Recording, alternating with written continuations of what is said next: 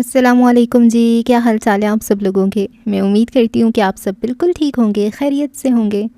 Novel بخت by Mehrunnisa شامیر کی یہ 40واں ایپیسوڈ ہے۔ لیل کے فلیٹ کے دروازے پہ کھڑا عمر بری طرح کوفت زدہ تھا۔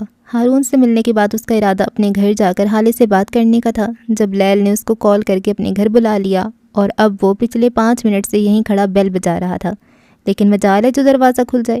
اب کی بار اس نے ڈور بیل پہ ہاتھ رکھا تو جیسے ہٹانا بھول گیا۔ اسی وقت دروازے کا لاک کھلا اور لیل کا چہرہ نمودار ہوا۔ ایک دروازہ کھولنے میں اتنا وقت کون لگاتا ہے؟ گرمی میں مرنے والا ہو گیا تھا میں۔ وہ اندر آتے ہی لیل پہ گر جا، جبکہ وہ نوٹس لیے بغیر دروازہ بند کرتی اس کے پیچھے ہی اندر آئی۔ میں کام کر رہی تھی اور تمہاری زوجہ تمہاری دستک پہچانتی ہے، لیکن چونکہ اسے تم سے سخت نفرت ہے تو اس نے دروازہ نہیں کھولا۔ وہ عام سے لہجے میں بولی تھی، جبکہ صوفے پہ بیٹھی حالے نے کوئی رد عمل نہیں دیا۔ عمر نے حالے کو دیکھا تو جیسے رک سا گیا۔ وہ صبح اسے دیکھنے کا عادی ہو گیا تھا۔ آج صرف ایک دن اسے جلدی گھر سے جانا پڑا اور آج ہی اس کا دل بری طرح بے چین ہو گیا۔ یہ تو چند گھنٹوں کی بات تھی، ایک دن وہ ہمیشہ کے لیے اسے نہیں دیکھ سکے گا، پھر وہ اس بے چینی کا کیا کرے گا؟ اس لڑکی کا زندگی سے چلے جانے کا خیال ہی دل کو خالی کر دیتا تھا۔ وہ چند سیکنڈ مزید اس کو دیکھتا رہا اور پھر نظر پھیر لی۔ اس کی اگلی نظر میز پہ پڑے کافی کے خالی مگز اور آدھے ادھورے کھائے ہوئے سینڈوچز کی پلیٹ پہ پڑی تھی۔ وہ خاموشی سے آگے آیا، مگز اور پلیٹ اٹھا لیے اور کچن کی طرف بڑھ گیا۔ اب یہ بھی میں دھوں، صاف کیوں نہیں رکھتی تم اپنا گھر؟ وہ جاتے جاتے بڑبڑایا۔ لیل حالے کے ساتھ صوفے پہ جا کر بیٹھ گئی۔ جس دن تم میرے گھر آنا چھوڑ دو گے اس دن میں اپنے گھر کے کام خود کرنے لگ جاؤں گی۔ میں نے تمہاری جیسی پھوڑ لڑکی نہیں دیکھی۔ یہ سنک دیکھو کتنا خراب ہو گیا، چکنائی جم گئی ہے۔ وہ برتن سنک میں رکھتے ناپسندیدگی سے کہہ رہا تھا۔ ہاں تو تم صاف کر دو نا، کیا میرا کوئی حق نہیں تم پہ؟ پرسوں آ جانا، مل کر صفائی کریں گے، کیا کہتے ہو؟ وہ لیپ ٹاپ پہ کھٹ کھٹ ٹائپ کرتی بولی تھی۔ میں تمہارے گھر کا ملازم نہیں ہوں، ASP عمر حیات ہوں۔ میں تمہارے گھر پہ تمہاری مرضی سے صفائی کرنے آؤں گا۔ میں پرسوں نہیں، سنڈے کو آؤں گا، سمجھی؟ وہ برتن دھوتے ہوئے جل کر بولا تھا۔ لیل مسکرا دی۔ سسپینڈڈ ASP، اس نے سسپینڈڈ پہ زور دیا تھا، وہی جس پہ انکوائری بیٹھی ہے، اور وہ 2 بار اپنی انکوائری کال پہ نہیں گیا۔ کل تو تمہاری فوٹو اخبار میں بھی چھپ چکی ہے، اور کتنا جھیلو گے اپنی زوجہ کا کیا کارنامہ؟ عمر کے برتن دھوتے ہاتھ رکے تھے۔ ویسے ایک بات ہے، اتنی بری فوٹو کون لگاتا ہے؟ میرا ڈمپل بھی نظر نہیں آ رہا۔ اسے ایک اور صدمہ لگا تھا۔ حالے نے ایک نظر خاموش ان دونوں پہ ڈالی تھی۔ اب اگر آپ دونوں کی نوک جھونک اور ہنسی مذاق ختم ہو گئی ہو تو کام کر لیں۔ حالے کی سنجیدہ آواز پہ عمر نے مڑ کر اس کو دیکھا تھا۔ اسے کئی لوگوں نے کہا تھا کہ اس کی آواز ایسی ہے جسے گھنٹوں سنا جا سکتا ہے، لیکن اگر حالے بولتی رہے تو عمر اسے ساری زندگی سن سکتا ہے۔ آج اس نے اعتراف کیا تھا۔ زوجہ صاحبہ، اگر تمہیں میرے ہاتھ میں لیپ ٹاپ دکھ رہا ہے تو یہ بھی دیکھو کہ میں اس پہ کام کر رہی ہوں، اور الفا برتن ہی دھو رہا، اپنی انزائٹی دور کر رہا ہے۔ برتن دھونا اس کے لیے تھیراپی ہے۔ اصل میں ابھی تم اسے جانتی نہیں نا۔ اس نے جانتی پہ زور دیا تھا۔ خیر یہاں ہو۔ اس نے لیپ ٹاپ سامنے رکھی چھوٹی میز پہ رکھا اور خود نیچے فرش پہ بیٹھ گئی۔ عمر اپنے ہاتھ خشک کرتا ہوا ان کی طرف آیا اور لیل کے ساتھ نیچے بیٹھ گیا۔ یہ ہے تمہاری لسٹ کا وہ تیسرا انسان جس کی ڈیٹیلز نکالنے میں مجھے سب سے زیادہ وقت لگا۔ لیل اسکرین کو دیکھتی ہوئے کہنے لگی۔ اسکرین پہ ایک وجیح صورت، کم و بیش 55 سال کی عمر کی تصاویر گردش کر رہی تھی۔ اس کا نام ہے اسحاق کبیر، ریٹائرڈ ایمبیسڈر۔ 3 سال قبل اس نے ریٹائرمنٹ لے لی تھی اور اب اپنی ایک لا فرم چلاتا ہے۔ اصل میں اس کا کاروبار یہ نہیں ہے، اس کا اصل کاروبار گنز کی سمگلنگ ہے، جس کی بنا پہ یہ شیر علی اور ندیم علی کو بھی جانتا ہے، اور ان کے ساتھ اس کے کافی اچھے ورکنگ ریلیشن شپس ہیں۔ اس کا بابا سے کیا تعلق ہے؟ حالے نے بیچ میں سوال کیا تھا۔ بہت برا تعلق ہے۔ اس کی بیٹی نے 1 سال قبل اپنے بوائے فرینڈ کو گھر پہ بلایا اور اسے باندھ کر ٹارچر کر کے جان سے مار دیا۔ اس نے 2 دن تک اسے ایک کمرے میں قید کر کے رکھا اور اسے مختلف طریقوں سے ایذا پہنچاتی رہی، کبھی بلیڈ سے کٹس لگائے تو کبھی سگریٹ سے جلایا، اور آخر میں اس کا گلا کاٹ کر مار دیا۔ وہ ایک ذہنی مریضہ تھی۔ اسی شروع سے اپنے قریبی لوگوں کے ساتھ یہی سب کچھ کرنے کی عادت تھی۔ لیل عام سے لہجے میں بتا رہی تھی اور حالے کے رونگٹے کھڑے ہو رہے تھے۔ عمر خاموشی سے سن رہا تھا۔ ان دونوں کے لیے یہ صورتحال نئی نہیں تھی۔ خیر اس بار وہ پکڑی گئی اور اسے جیل لے جایا گیا۔ اس لڑکی کی فیملی میں اس کے بھائی نے قتل کا کیس دائر کر دیا اور فیصلہ تمہارے بابا کی عدالت میں آیا۔ انہوں نے 3 پیشیوں کے اندر اس لڑکی کو سزائے موت سنا دی۔ اس کا باپ اور اس کی پھپھو بہت جھٹپٹ آئے، اپنی بیٹی کو بے گناہ ثابت کرنے کے لیے ہر قسم کی کوشش کر کے دیکھ لی۔ جج صاحب کو بھی ڈرایا، دھمکایا، پیسے کی آفر کی، لیکن کچھ نہ ہو سکا۔ بالآخر اس نے سپریم کورٹ میں درخواست دائر کر دی۔ جس دن اس لڑکی کی سماعت تھی اسی صبح اپنے جیل کے کمرے میں مردہ پائی گئی۔ اس نے خودکشی کر لی تھی۔ اس لڑکی کی پھپھو شہتاج کبیر، جو کہ ایک کرمنل لائر ہے، اس نے ایک حشر برپا کر دیا۔ قصہ مختصر یہ کہ اس نے اپنی بھتیجی کی قبر تک قصر کبیر کے پچھلے لان میں بنوائی تاکہ وہ کبھی بھی اپنی بچی کی لاش کو بھول نہ سکیں۔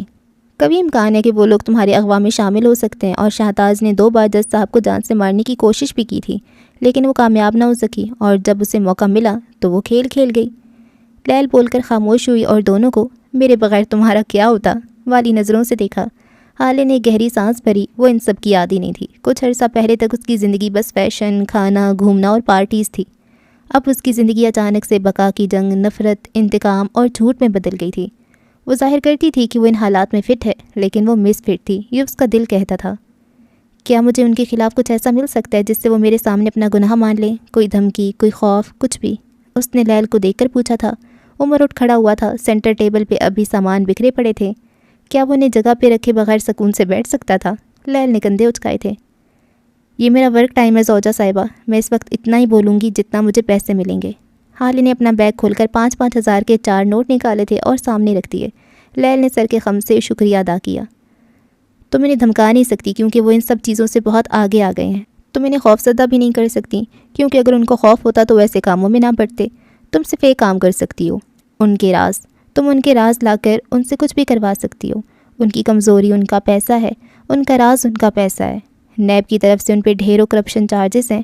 ان کے گھر پہ 3 بار ریڈ لگائے لیکن کچھ نہیں ملا۔ ایک رپورٹ کے مطابق ان کا سارا پیسہ ان کے گھر میں ہے، لیکن کسی بھی ریڈ میں ان کے گھر سے ایک پھوٹی کوڑی بھی برآمد نہیں ہوئی۔ اب تم دیکھ لو تمہیں کیا کرنا ہے۔ وہ کہتی بھی اٹھی اور اوپن کچن کی جانب بڑھ گئی۔ عمر سینٹرل ٹیبل کو چمکا چکا تھا۔ اب وہ کسی فالتو کپڑے سے دیواروں پہ لگی پینٹنگز پہ جمی دھول صاف کر رہا تھا۔ دفتن حالے کے ذہن میں ایک جھماکہ ہوا۔ شہتاج اور ندیم کا صرف ورکنگ ریلیشن شپ ہے، کیا آپ کو یقین ہے؟ اس نے لیل کی طرف چہرہ موڑ کر پوچھا تھا۔ تمہیں کیا لگتا ہے؟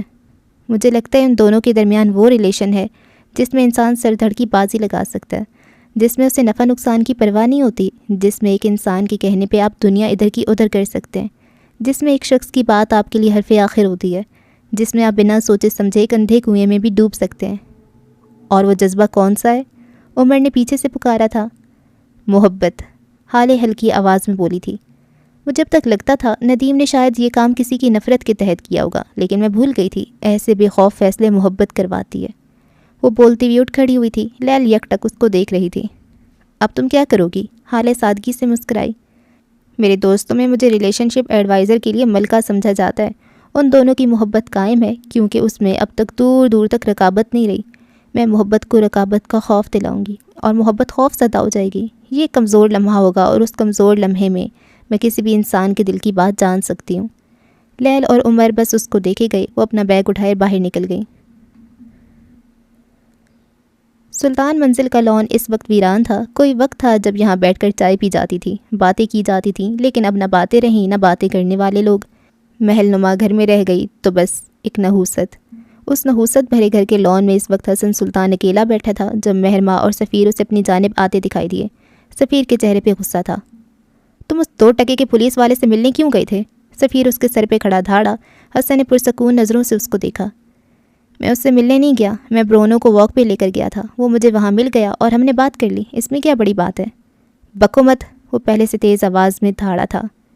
جھوٹ بول رہے ہو تم، اصل میں پتہ ہے کیا؟ تمہاری غیرت ختم ہو گئی ہے، تم بغیرت ہو گئے ہو۔ حسن سلطان، وہ آدمی جس کے ساتھ تمہاری بہن بھاگ گئی، وہ آدمی جس کے صدمے سے تمہارا باپ مر گیا، تم اس آدمی کے ساتھ ملاقاتیں کرتے پھر رہے ہو؟ شرم آنی چاہیے تمہیں، لعنت ہو تم پہ۔ اس کے منہ سے کف نکل رہا تھا، اس کا بس نہیں چلتا تھا حسن کا گلا دبا دے۔ حسن کے چہرے کا رنگ بدلا تھا۔ وہ اپنی جگہ سے اٹھا، سفیر کی آنکھوں میں دیکھا اور کہنا شروع کیا۔ میرے باپ کو تو دل کا دورہ آپ کی وجہ سے پڑا تھا، آپ ہیں اصل قاتل۔ اگر آپ اس دن اپنی 2 ٹکے کی عزت بچانے کی خاطر آپ اس سے نکاح نہ کرتے تو وہ ہسپتال نہیں پہنچتے، اور اگر تمہاری بہن نہیں بھاگتی تو مجھے یہ سب کچھ کہنے کی ضرورت ہی نہ پیش آتی۔ تمہیں شرم آنی چاہیے حسن، کیسے انسان ہو تم؟ اس آدمی کی وجہ سے ہمارا خاندان تباہ ہو گیا اور اب تم اسی کے پیچھے پیچھے پھر رہے ہو۔ اور آپ خود کیا ہے سفیر بھائی؟ غیرت میری نہیں آپ کی ختم ہو گئی ہے۔ آپ اپنے ہی خاندان کی لڑکی کے لیے اتنی گندی زبان کیسے رکھ سکتے ہیں؟ اتنے گھٹیا کیسے ہو سکتے ہیں آپ؟ اس کی آواز میں افسوس تھا۔ اسی لمحہ سفیر کا ہاتھ اٹھا تھا لیکن پھر وہ ہوا میں معلق ہی رہ گیا۔ حسن نے اس کا اٹھتا ہاتھ اپنے ہاتھ سے روکا تھا۔ اس کی آنکھیں اس وقت سرخ ہو رہی تھیں۔ نہ سفیر سلطان، ہر بار نہیں، میں کوئی بغیرت نہیں ہوں جو آپ سے پٹتا رہوں۔ وہ غرایا تھا۔ مہرماں دھک سے رہ گئی۔ میں حسن معراج سلطان ہوں اور مجھے اپنے اوپر اٹھتے ہوئے ہاتھ روکنے آتے ہیں۔ اگلی بار آپ کا ہاتھ روکوں گا نہیں، اپنا ہاتھ اٹھاؤں گا۔ میرا تو کچھ نہیں ہوگا، آپ کی رہی صحیح عزت بھی ختم ہو جائے گی۔ اس نے چبا چبا کر لفظ ادا کیے اور آگے بڑھ گیا. پھر رکا, مڑ کے سفیر کو دیکھا. ویسے میری بہن کے شوہر نے آپ کا صحیح نام رکھا ہے, نام مرد کہیں کے. وہ حقارت سے کہتا آگے بڑھ گیا. اس لان میں حق تک کھڑے سفیر اور مہرماں کو چھوڑ کر ہم فروا سلطان کے کمرے میں چلتے ہیں. اس پرتعش کمرے کا دروازہ کھول کر اندر آؤ تو سامنے ہی فروا سلطان سنگھار میں اس کے سامنے بیٹھی اپنے میک اپ کو آخری ٹچ دے رہی تھی. اس نے سرخ لمبی میکسی نما فراک پہن رکھی تھی. گہری اسموکی آئیز کو مزید گہرا کرتی اس کی انگلیاں ہارون کی آمد پہ یکدم جیسے تھمی تھیں. آج تم یہاں کا راستہ کیسے بھول گئے؟ وہ اگلے لمحے پھر سے برش اپنی آنکھوں پہ چلاتے ہوئے ہارون سے پوچھنے لگیں. وہ بغیر جواب دیے آگے آیا. 1 قدم 2 قدم 3 قدم, یہاں تک کہ وہ ان کے بالکل پاس آ گیا. میں آئی؟ اس نے برش کی جانب اشارہ کر کے پوچھا. فروا دل کھول کر مسکرائیں. شیور. ہارون نے نرمی سے ان کے ہاتھ سے برش لے لیا. فروا نے کوئی مزاحمت نہیں کی. وہ مسکراتی نظروں سے اس کو دیکھتی رہیں. ہارون نے برش کو آئی شیڈ کٹ میں لگایا. ایک رنگ برش کے بالوں پہ لگ گیا. ہارون نے منہ سے پھونک مار کر اضافی رنگ نیچے فرش پہ جھاڑ دیا. اب اس کی انگلیاں مہارت سے فروا کی آنکھوں پہ چل رہی تھیں. آپ کو پتہ ہے آنٹی مجھے رنگوں سے کتنی محبت ہے؟ اس نے کہنا شروع کیا. فروا نے جواب نہیں دیا. وہ جانتی تھی ہارون ان سے کم از کم یہ بات پوچھنے نہیں آیا. وہ جواب تب دیں گی جب انہیں بات ضروری لگے گی. لیکن کچھ رنگ ایسے بھی ہیں جن سے مجھے نفرت ہے. پتہ ہے وہ رنگ کون سے ہیں؟ وہ اب ان کی دوسری بند آنکھ پہ برش چلا رہا تھا. وہ ذرا دیر کو رکا, پھر بولا. مجھے آپ کے چہرے کے رنگوں سے نفرت ہے. یکدم اس کے لہجے میں سختی آ گئی تھی. فروا بے اختیار غیر آرام دہ ہوئی. یہ جو آپ کے چہرے پہ لگا بلش ہے نا, یہ مجھے سخت ناپسند ہے. آپ کی لپسٹک کا رنگ بھی مجھے نہیں پسند. اصل میں مجھے مسئلہ ان رنگوں سے نہیں ہے. وہ رکا تھا. فروا نے سانس تک روک لی. مسئلہ آپ کے چہرے سے ہے. آپ کے چہرے پہ جو بھی رنگ لگتا ہے وہ قابل نفرت ہو جاتا ہے. اس کے لہجے میں کچھ تھا کہ فروا کی گلے میں گلٹی سی ابھری. ہارون بولے گیا. ہر وہ رنگ جو آپ کے چہرے پہ لگتا ہے مکروہ ہو جاتا ہے, گل سڑ جاتا ہے. اس کی اصل رنگت ختم ہو جاتی ہے, وہ بیکار ہو جاتا ہے. یہ بلش کا گلابی رنگ یہ آپ کے چہرے پہ لگنے سے پہلے ماتم کر رہا ہے, اور یہ آئی شیڈز کے سارے رنگ یہ آپ کی آنکھوں پہ لگنے سے پہلے بین کرتے ہیں. ان کو خود سے کراہیت آتی ہے. ہارون تم... انہوں نے کچھ کہنا چاہا لیکن ہارون نے ان کو روک دیا. شش, کچھ مت بولیں, بس سنیں. آپ کو پتہ ہے میری پسندیدہ رنگ کون سے ہیں؟ اس نے برش کو میز پہ رکھ دیا تھا اور اب بازو سینے پہ باندھے سرد نظروں سے فروا کے چہرے کو دیکھا تھا. میں لیٹ ہو رہی ہوں, کہیں جانا ہے مجھے. وہ بے اختیار اٹھنے لگی تھیں. میرا پسندیدہ رنگ سرخ ہے. پتہ ہے کیوں؟ وہ ان پہ دھیان دیے بغیر بولے گیا. فروا واپس بیٹھ گئیں. اٹھنا یا بھاگنا بیکار تھا. کیونکہ یہ خون کا رنگ ہوتا ہے. اس کا لہجہ خود بخود سرد ہو گیا. فروا کا رنگ سفید پڑنے لگا. اور پتہ ہے یہ رنگ مجھے کب سے پسند ہے؟ وہ رکا. ایک لمحہ, اگلا لمحہ, اور پھر وہ فروا کے کان کے پاس جھکا. سرخ رنگ مجھے تب سے پسند ہے جب سے میں نے اپنے بھائی کو قتل کیا. فروا دھک سے رہ گئی. وہ خون, وہ سرخ مایا, وہ خون کا تالاب. کیا منظر تھا. وہ منظر, وہ رنگ میں آج تک نہیں بھولا. وہ رنگ کتنا خوبصورت تھا. وہ رنگ کتنا یادگار تھا. پتہ ہے رستم کے جسم میں جو سوراخ ہو گیا تھا, وہاں سے نظر آتا اس کا زخم, وہ کتنا سرخ تھا. بس کر دو, بس کر دو, یہ تم کیا کر رہے ہو؟ فروا نے کانوں پہ ہاتھ رکھ لیے تھے. اس کا رنگ سفید پڑنے لگ گیا تھا. لیکن کیا ہے, میں وہ منظر ذرا بھولنے لگ گیا ہوں. وہ افسوس سے کہہ رہا تھا. اصل میں تب بچہ تھا نا, لیکن اب نہیں ہوں. میں آرٹسٹ ہوں. میں چیزیں ری سائیکل کرتا ہوں. آج میں اس منظر کو ری کریٹ کروں گا. اس نے جھک کر اپنی پنڈلی سے لگی پستول نکالی تھی. فروا کا دل رک سا گیا. نہیں ہارون مجھ سے کیا غلطی ہو گئی؟ اس کی آنکھوں سے آنسو بہنے لگے تھے. ہارون نے پستول کی ٹھنڈی نال فروا کے ماتھے پہ رکھ دی. فروا کو لگا تھا وہ کبھی سانس نہیں لے سکے گی. آپ کی جرت کیسی ہوئی مجھے استعمال کریں؟ وہ غرایا تھا. فروا کرسی پہ بیٹھی تھی اور ہارون اٹھ کے اس کی کرسی کے گرد چکر کاٹنے لگا. میرا ڈرائیور, میری سم, میری گاڑی, آپ نے حالے کے اغوا میں مجھے فریم کرنا چاہا. ہمت کیسی ہوئی؟ وہ بلند آواز میں دھاڑا تھا. میں نے رستم کو اس لیے مار دیا کیونکہ وہ مجھ سے میرے باپ کو چھین رہا تھا, اور اب میں آپ کو مار دوں گا کیونکہ آپ نے مجھ سے حالے کو چھینا ہے. میں آپ کی جان لے لوں گا جس طرح رستم کی جان لے لی. سوچے جب میں 10 سال کا ہو کر قتل کر سکتا ہوں تو 24 سال کا ہو کر مجھے کون روکے گا؟ وہ اب ان کے سامنے آ کر کھڑا ہو گیا تھا اور پستول کو فروا کی گردن پہ رکھ دیا. وہ مردہ آنکھوں سے اس کو دیکھے گئی. ساکت, سن, آپ کو سوچنا چاہیے تھا. پاگلوں سے پنگا لیتے وقت سوچنا چاہیے تھا. میرا کیا ہے, آپ کو مار دوں گا اور مجھ سے کوئی پوچھنے والا بھی نہیں ہوگا. میرا باپ MNA ہے, اس کے تعلقات ہیں, ہمارے پاس پیسہ ہے, میں ثبوت مٹا دوں گا, میرا باپ منہ بند کروا دے گا. وہ بول رہا تھا اور فروا بہتے آنسوؤں کے ساتھ سن رہی تھی۔ اس کی گردن مسلسل نفی میں ہل رہی تھی۔ وہ یہاں سے بھاگنا چاہتی تھی لیکن ٹانگوں میں جان نہیں تھی۔ وہ بولنا چاہتی تھی لیکن زبان مفلوج تھی۔ آپ نے میرے ساتھ کتنا غلط کیا جانتی ہیں؟ میں کتنی تکلیف میں ہوں، کس اذیت سے گزرا ہوں، کچھ بھی پتہ ہے آپ کو؟ اس کی آواز سرد سے سرد ترین ہوتی جا رہی تھی۔ مجھے معاف کر دو، بدقت بول پائی تھی۔ آنسو بھل بھل اس کی آنکھوں سے نکل رہے تھے۔ موت کا خوف سارے میں پھیلا ہوا تھا۔ ہارون تنزیہ سا ہنسا تھا۔ معاف کر دوں، وہ بھی آپ کو؟ لیکن میں ایسا کیوں کروں؟ آپ کا اور میرا تعلق ہی کیا ہے؟ لگتی کیا ہے آپ میری؟ چلے میں آپ کو ایک شرط پہ معاف کر سکتا ہوں۔ آپ مجھے بتائیں کہ آپ اس فہیم مرزا سے کہاں اور کیوں ملی تھیں؟ ہارون اب سنگھار میز کے اوپر بیٹھا تھا۔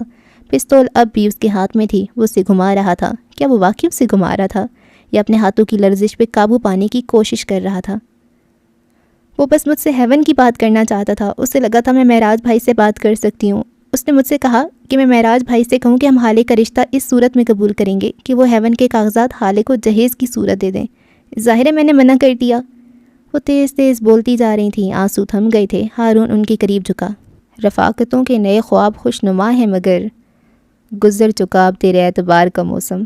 وہ سرد مسکراہٹ کے ساتھ گنگنایا تھا اور پھر اگلے ہی لمحے اس نے پستول فروا کے ماتھے پہ رکھ دی اور انگلی ٹریگر پہ۔ فروا کا سانس جہاں تھا وہیں تھم گیا۔ آنکھوں کی پتلیاں ساکت ہو گئیں۔ سچ بتائیں آنٹی، بالکل سچ، آپ فہیم مرزا سے کیوں ملیں؟ اس کے لہجے میں چٹانوں جیسی سختی تھی۔ فروا نے بے اختیار تھوک نکلا تھا۔ اسی لمحے کمرے کا دروازہ کھلا اور حسن سلطان اندر داخل ہوا۔ ہارون نے برق رفتاری سے اپنا پستول والا ہاتھ پیچھے کیا تھا۔ فروا کا سانس اب تک اٹکا ہوا تھا۔ آپ یہاں ہیں؟ مجھے ملازم نے آپ کے آنے کا بتایا۔ پورے گھر میں ڈھونڈ رہا ہوں آپ کو۔ وہ چوکٹ سے ذرا آگے کھڑا چنبے سے کہہ رہا تھا۔ لمحے کے 1000ویں حصے میں ہارون خود کو سنبھال چکا تھا۔ میں آنٹی سے تمہارے ہی پوچھنے آیا تھا اور پھر رک گیا۔ ان کو میری کچھ ہیلپ چاہیے تھی، ہے نا آنٹی؟ اس نے شل بیٹھی فروا کو دے کر تائید چاہی تھی۔ فروا نے سن ہوتے جسم کے ساتھ اس بات میں سر ہلایا تھا۔ حسن کو یہاں سے اس کا چہرہ نہیں نظر آ رہا تھا لیکن وہ اب بھی تز بزب تھا۔ تم چلو میں آتا ہوں، ہارون نے اس سے کہا تو وہ بے دہانی میں سر ہلاتا باہر نکل گیا۔ ہارون بھی ایک آخری نظر فروا کے بے جان ہوتے وجود پہ ڈال کر باہر نکل گیا۔ کافی دیر تک وہ اسی طرح بیٹھی رہیں، ساکت شل۔ تمہارا پسندیدہ رنگ سرخ ہے نا؟ بہت دیر بعد آئینے کو دیکھ کر بڑبڑائی تھیں۔ تمہیں آخری بار نظر آنے والا رنگ بھی سرخ ہوگا۔ اس نے جیسے کوئی فیصلہ کر لیا تھا۔ اس کا جسم اب بھی کانپ رہا تھا، کان اب بھی سائیں سائیں کر رہے تھے، پستول کی ٹھنڈی نال اب بھی پیشانی پہ چبھتی محسوس ہو رہی تھی۔ موت کیسی ہوتی ہے اسے آج اندازہ ہو گیا تھا۔ گاڑی میں غیر معمولی خاموشی تھی۔ حالے اپنے موبائل پہ شہتاج کبیر کی بھیجی ہوئی ڈیٹیلز دیکھ رہی تھیں۔ عمر گاڑی ڈرائیو کرتے ہوئے گاہے بگاہے اس پہ نظر ڈال لیتا تھا۔ آپ سے ایک بات پوچھوں؟ بالآخر اس نے خاموشی کو توڑا۔ حالے نے محض سر ہلایا۔ اگر میں بے قصور نکلا تو آپ خود کو کیا سزا دیں گی؟ تم بے قصور نہیں نکلو گے، مجھے یقین ہے۔ حالے نے نظریں اٹھائے بغیر جواب دیا۔ فرض تو کر لیں ایک بار، اگر میں بے قصور نکلا تو؟ وہ مصر ہوا۔ عمر میں اس وقت کام کر رہی ہوں اور مجھے تمہاری آواز سخت ڈسٹرب کر رہی ہے۔ اب اگر تم کچھ بولے تو میں گاڑی سے اتر جاؤں گی۔ اب کہ اس کا لہجہ سخت بیزار تھا لیکن کیا عمر ہار مان سکتا تھا؟ اچھا میرے پاس ایک اور آئیڈیا ہے۔ آپ نے جب مجھے سزا دی تب مجھ سے پوچھا نہیں تھا نا؟ اب میں آپ سے کیوں پوچھوں؟ میرے پاس بھی ایک سزا ہے۔ وہ جیسے سوچ کر ہی محظوظ ہوا۔ حالے نے سر اٹھایا، خالی خالی نظروں سے اس کو دیکھا جیسے کہہ رہی ہو کون سی سزا؟ عمر حیات گہرا مسکرایا، گال کا گڑا واضح ہوا۔ میں آپ کے پیر جلاؤں گا۔ وہ مسکرا کر بولا تھا۔ حالے دھک سے رہ گئی۔ کچھ پل کے لیے وہ کچھ بول ہی نہ سکی۔ تم میرے پیر جلاؤ گے؟ مارے حیرت کی بمشکل بول سکی۔ اس کے چہرے پہ بے یقینی تھی۔ ہاں جلاؤں گا، جیسے آپ نے میرے پیر جلائے تھے۔ میں برابری کا قائل ہوں، عورتیں مردوں کی برابر ہیں۔ اگر میں وہ جلن سہ سکتا ہوں تو آپ بھی سہ سکتی ہیں نا؟ اس نے حالے کو دیکھ کر تائید چاہی تھی۔ تم نے کہا تھا میرا چہرہ تمہارے کسی عزیز سے ملتا ہے، تم میرے ساتھ یہ کرو گے؟ وہ اب بھی شوق تھی۔ حالے نے کندھے اچکائے۔ چہرہ ملتا ہے، پیر تو نہیں، وہ عام سے انداز میں بولا۔ تھوڑی دیر تک وہ کچھ نہ بولی تو اچھا اگر نہیں سہ سکتی تو؟ نہیں میں سہ سکتی ہوں، وہ گردن کڑا کر بولی تھی۔ چہرے پہ ایک بار پھر مضبوط ہونے کا زوم آ گیا۔ لیکن مجھے یقین ہے تم بے قصور نہیں نکلو گے، وہ بول کر دوبارہ کھڑکی سے باہر دیکھنے لگی۔ میں آج حسن سے ملا تھا۔ بہت دیر بعد اس نے ایک بار پھر کہنا شروع کیا۔ حالے ہنوز باہر دیکھتی رہی۔ کیسا ہے وہ؟ خلاف توقع وہ غصہ نہ ہوئی، اس کے لہجے میں اداسی درائی۔ اکیلا، وہ اکیلا ہے۔ وہ روڈ پر نظر جمائی ہوئے بولا۔ حالے نے گردن موڑ کے اس کو تعجب سے دیکھا۔ کیا مطلب؟ اس کے پاس بات کرنے کو کوئی نہیں ہے، وہ بہت بری طرح ڈسٹرب ہے، اسے آپ کی ضرورت ہے۔ پتہ ہے مجھے اب تک لگ رہا ہے معراج سلطان کے جانے سے سب سے زیادہ نقصان میرا ہوا ہے، لیکن اب لگتا ہے کہ ان کے جانے سے زیادہ خسارہ حسن کا ہوا ہے۔ وہ بچہ بہت کچھ جھیل رہا ہے، یہاں تک کہ اس کے پاس کوئی رقم بھی نہیں تھی۔ تمہیں کیسے پتہ؟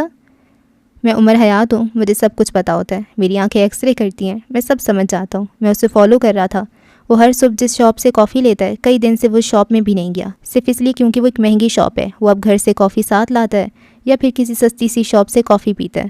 وہ بول رہا تھا اور حالت دم سادے سن رہی تھی۔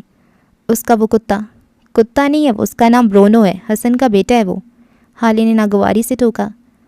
وہ اپنے کتے، اس نے کتے پہ زور دیا، کے لیے جہاں سے بسکٹ لیتا تھا اب وہاں کافی وقت سے نہیں جا رہا۔ وجہ صاف ہے، اس کی جیب خالی ہے، وہ اپنے دوستوں سے نہیں مل رہا کیونکہ اس کے پاس اتنے پیسے نہیں ہیں کہ وہ ان کے کھانے یا کافی کا بل بھر سکے۔ مختصر یہ کہ اس کے پاس کوئی رقم نہیں بچی۔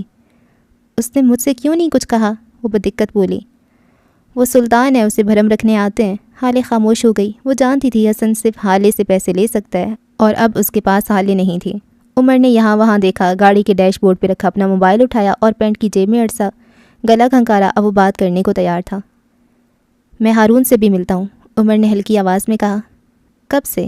حالے کا لہجہ نارمل تھا، یا جتنی ریلیکس کیسے ہے، کہیں نشہ تو نہیں کر لیا؟ کچھ دن پہلے سے۔ وہ کیسا ہے؟ اس کا لہجہ سادہ تھا۔ عمر نے گہری سانس بھری۔ باوقار، وہ بھی اختیار بولا تھا، لیکن اس کے اندر کچھ ٹوٹ سا گیا ہے۔ اس کو کافی وقت پہلے سے میں جانتا ہوں، مطلب ہم ملے نہیں تھے لیکن میں جانتا ہوں۔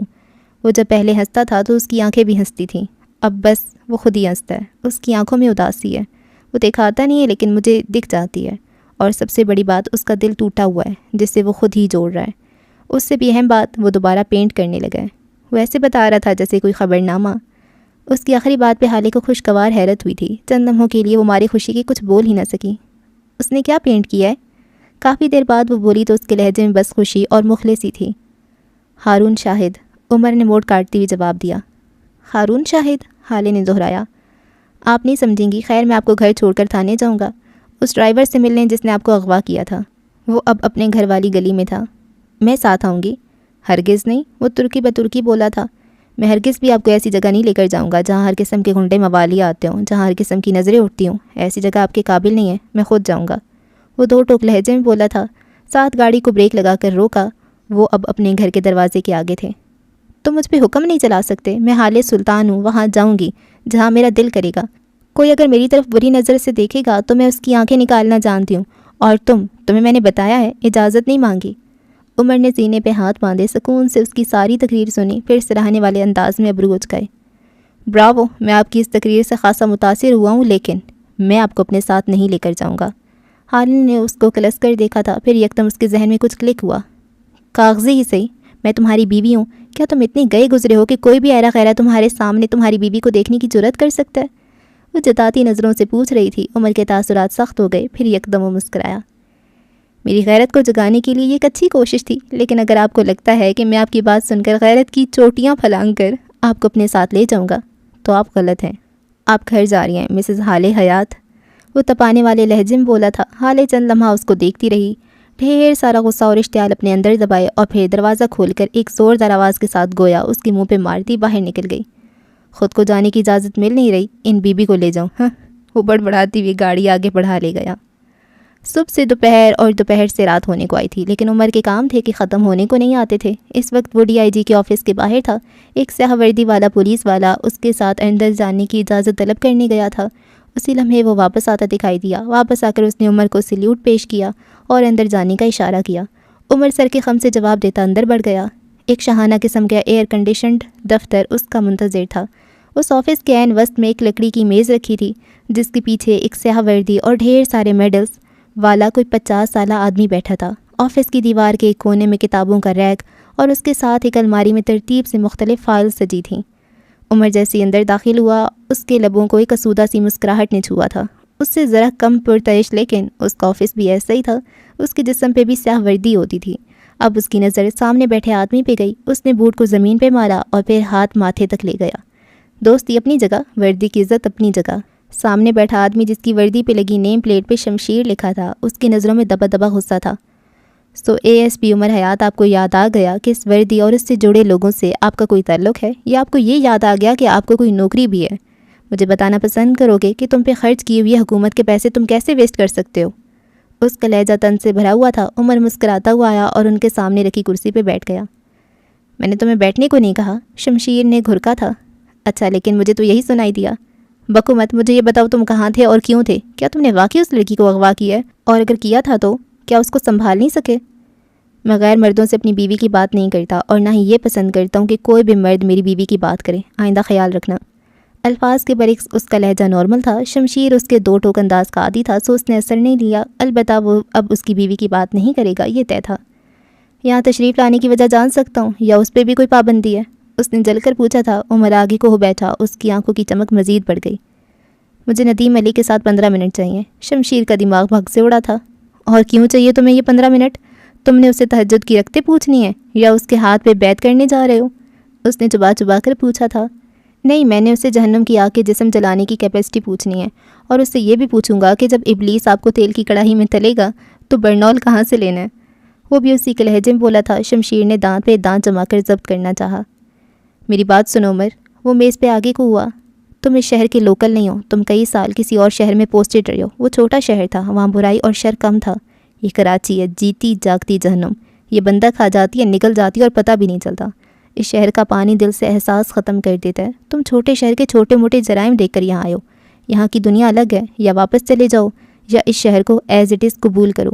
یہاں کی آگ مت بجھاؤ، ورنہ یہاں کے لوگ تمہارا ٹھکانہ جہنم کی آگ بنا دیں گے۔ اس کے لہجے میں ہلکی سی فکر مندی تھی۔ عمر چند لمحہ اس کو دیکھتا رہا، پھر مسکرایا، ایک سرد سی مسکراہٹ۔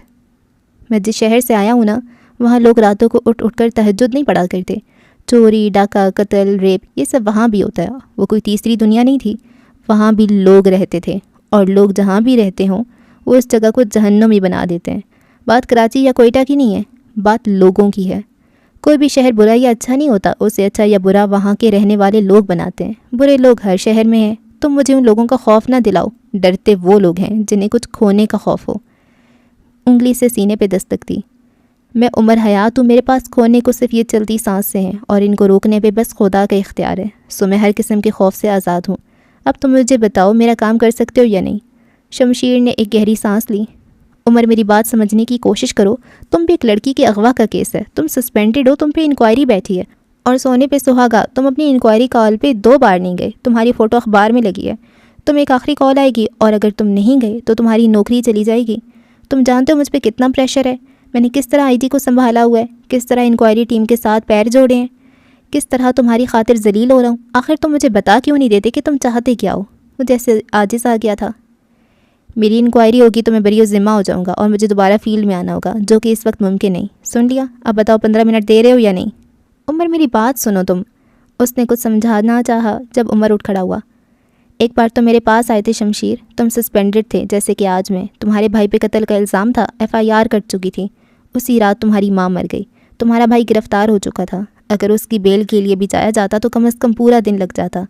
تم میرے پاس آئے، تم نے مجھ سے 15 منٹ مانگے تاکہ تمہارا بھائی اپنی ماں کا آخری دیدار کر سکے۔ کیا میں نے تمہیں کوئی مشورہ دیا؟ کیا میں نے اپنی اوپر بیٹھے افسروں سے خوف کھایا؟ کیا میں نے تمہیں شہر کے درندوں کا خوف دلایا؟ عمر بول رہا تھا اور شمشیر شل سو سے سنی گیا۔ وہ دونوں ہاتھ میز پہ رکھے آگے کو جھکا۔ میں نے تمہاری مدد کی کیونکہ میں تمہارا دوست ہوں۔ مصیبت کے وقت دوست کو مشورہ نہیں دیا جاتا، مدد کی جاتی ہے۔ لیکن خیر، وہ سیدھا ہوا۔ عمر حیات کے پاس دوستوں کی کمی نہیں ہے۔ وہ بول کر دروازے کی طرف بڑھ گیا۔ اس کا ہاتھ ابھی ہینڈل پہ تھا جب پیچھے سے شمشیر کی آواز سنائی دی۔ تمہارے پاس صرف اور صرف 10 منٹ ہیں، دفع ہو جاؤ، اور اگلے 1 مہینے تک مجھے اپنی شکل دکھائی تو میں اپنے ہاتھوں سے تمہاری جان لے لوں گا۔ وہ بے بسی بھرے غصے سے بولا تھا۔ عمر پورا کا پورا گھوم گیا، بوٹ کو زمین پہ مار کر سلیوٹ پیش کیا اور روجر باس کہتا باہر نکل گیا۔ گاڑی ایک بہت بڑی نجی بلڈنگ کے سامنے آ کر رکی تھی۔ شیشوں سے ڈھکی یہ بلڈنگ یوں تو مختلف قسم کے کاروباری کاموں کے لیے استعمال ہوتی تھی، لیکن اس عمارت کا بیسمنٹ نائٹ کلب کے طور پہ استعمال ہوتا تھا۔ گاڑی سے نکلنے والا نوجوان ہارون شاہد تھا، سیاہ جیکٹ شرٹ کے ساتھ سیاہی جینز پہنے، بالوں کو جلد سے پیچھے کو جمائے، خوشبوؤں میں رچا بسا۔ وہ جو عام حالات میں وجیح لگتا تھا، آج اچھا خاصا وجیح لگ رہا تھا۔ باہر نکل کر ایک طاہرانہ نظر سارے میں ڈال کر وہ متوازن چال چلتا داخلی دروازے کی طرف بڑھ گیا۔ اندر آتی ہی اسے ایسا لگا جیسے یہ کوئی اور ہی جہان ہے۔ میوزک کا بے ہنگم شور، بے ڈھنگے انداز سے ناچتے تھرکتے نوجوان، نشے کی زیادتی سے یہاں سے وہاں لڑکتے نوجوان، لیکن نوارد ان تمام چیزوں سے بے نیاز تھا۔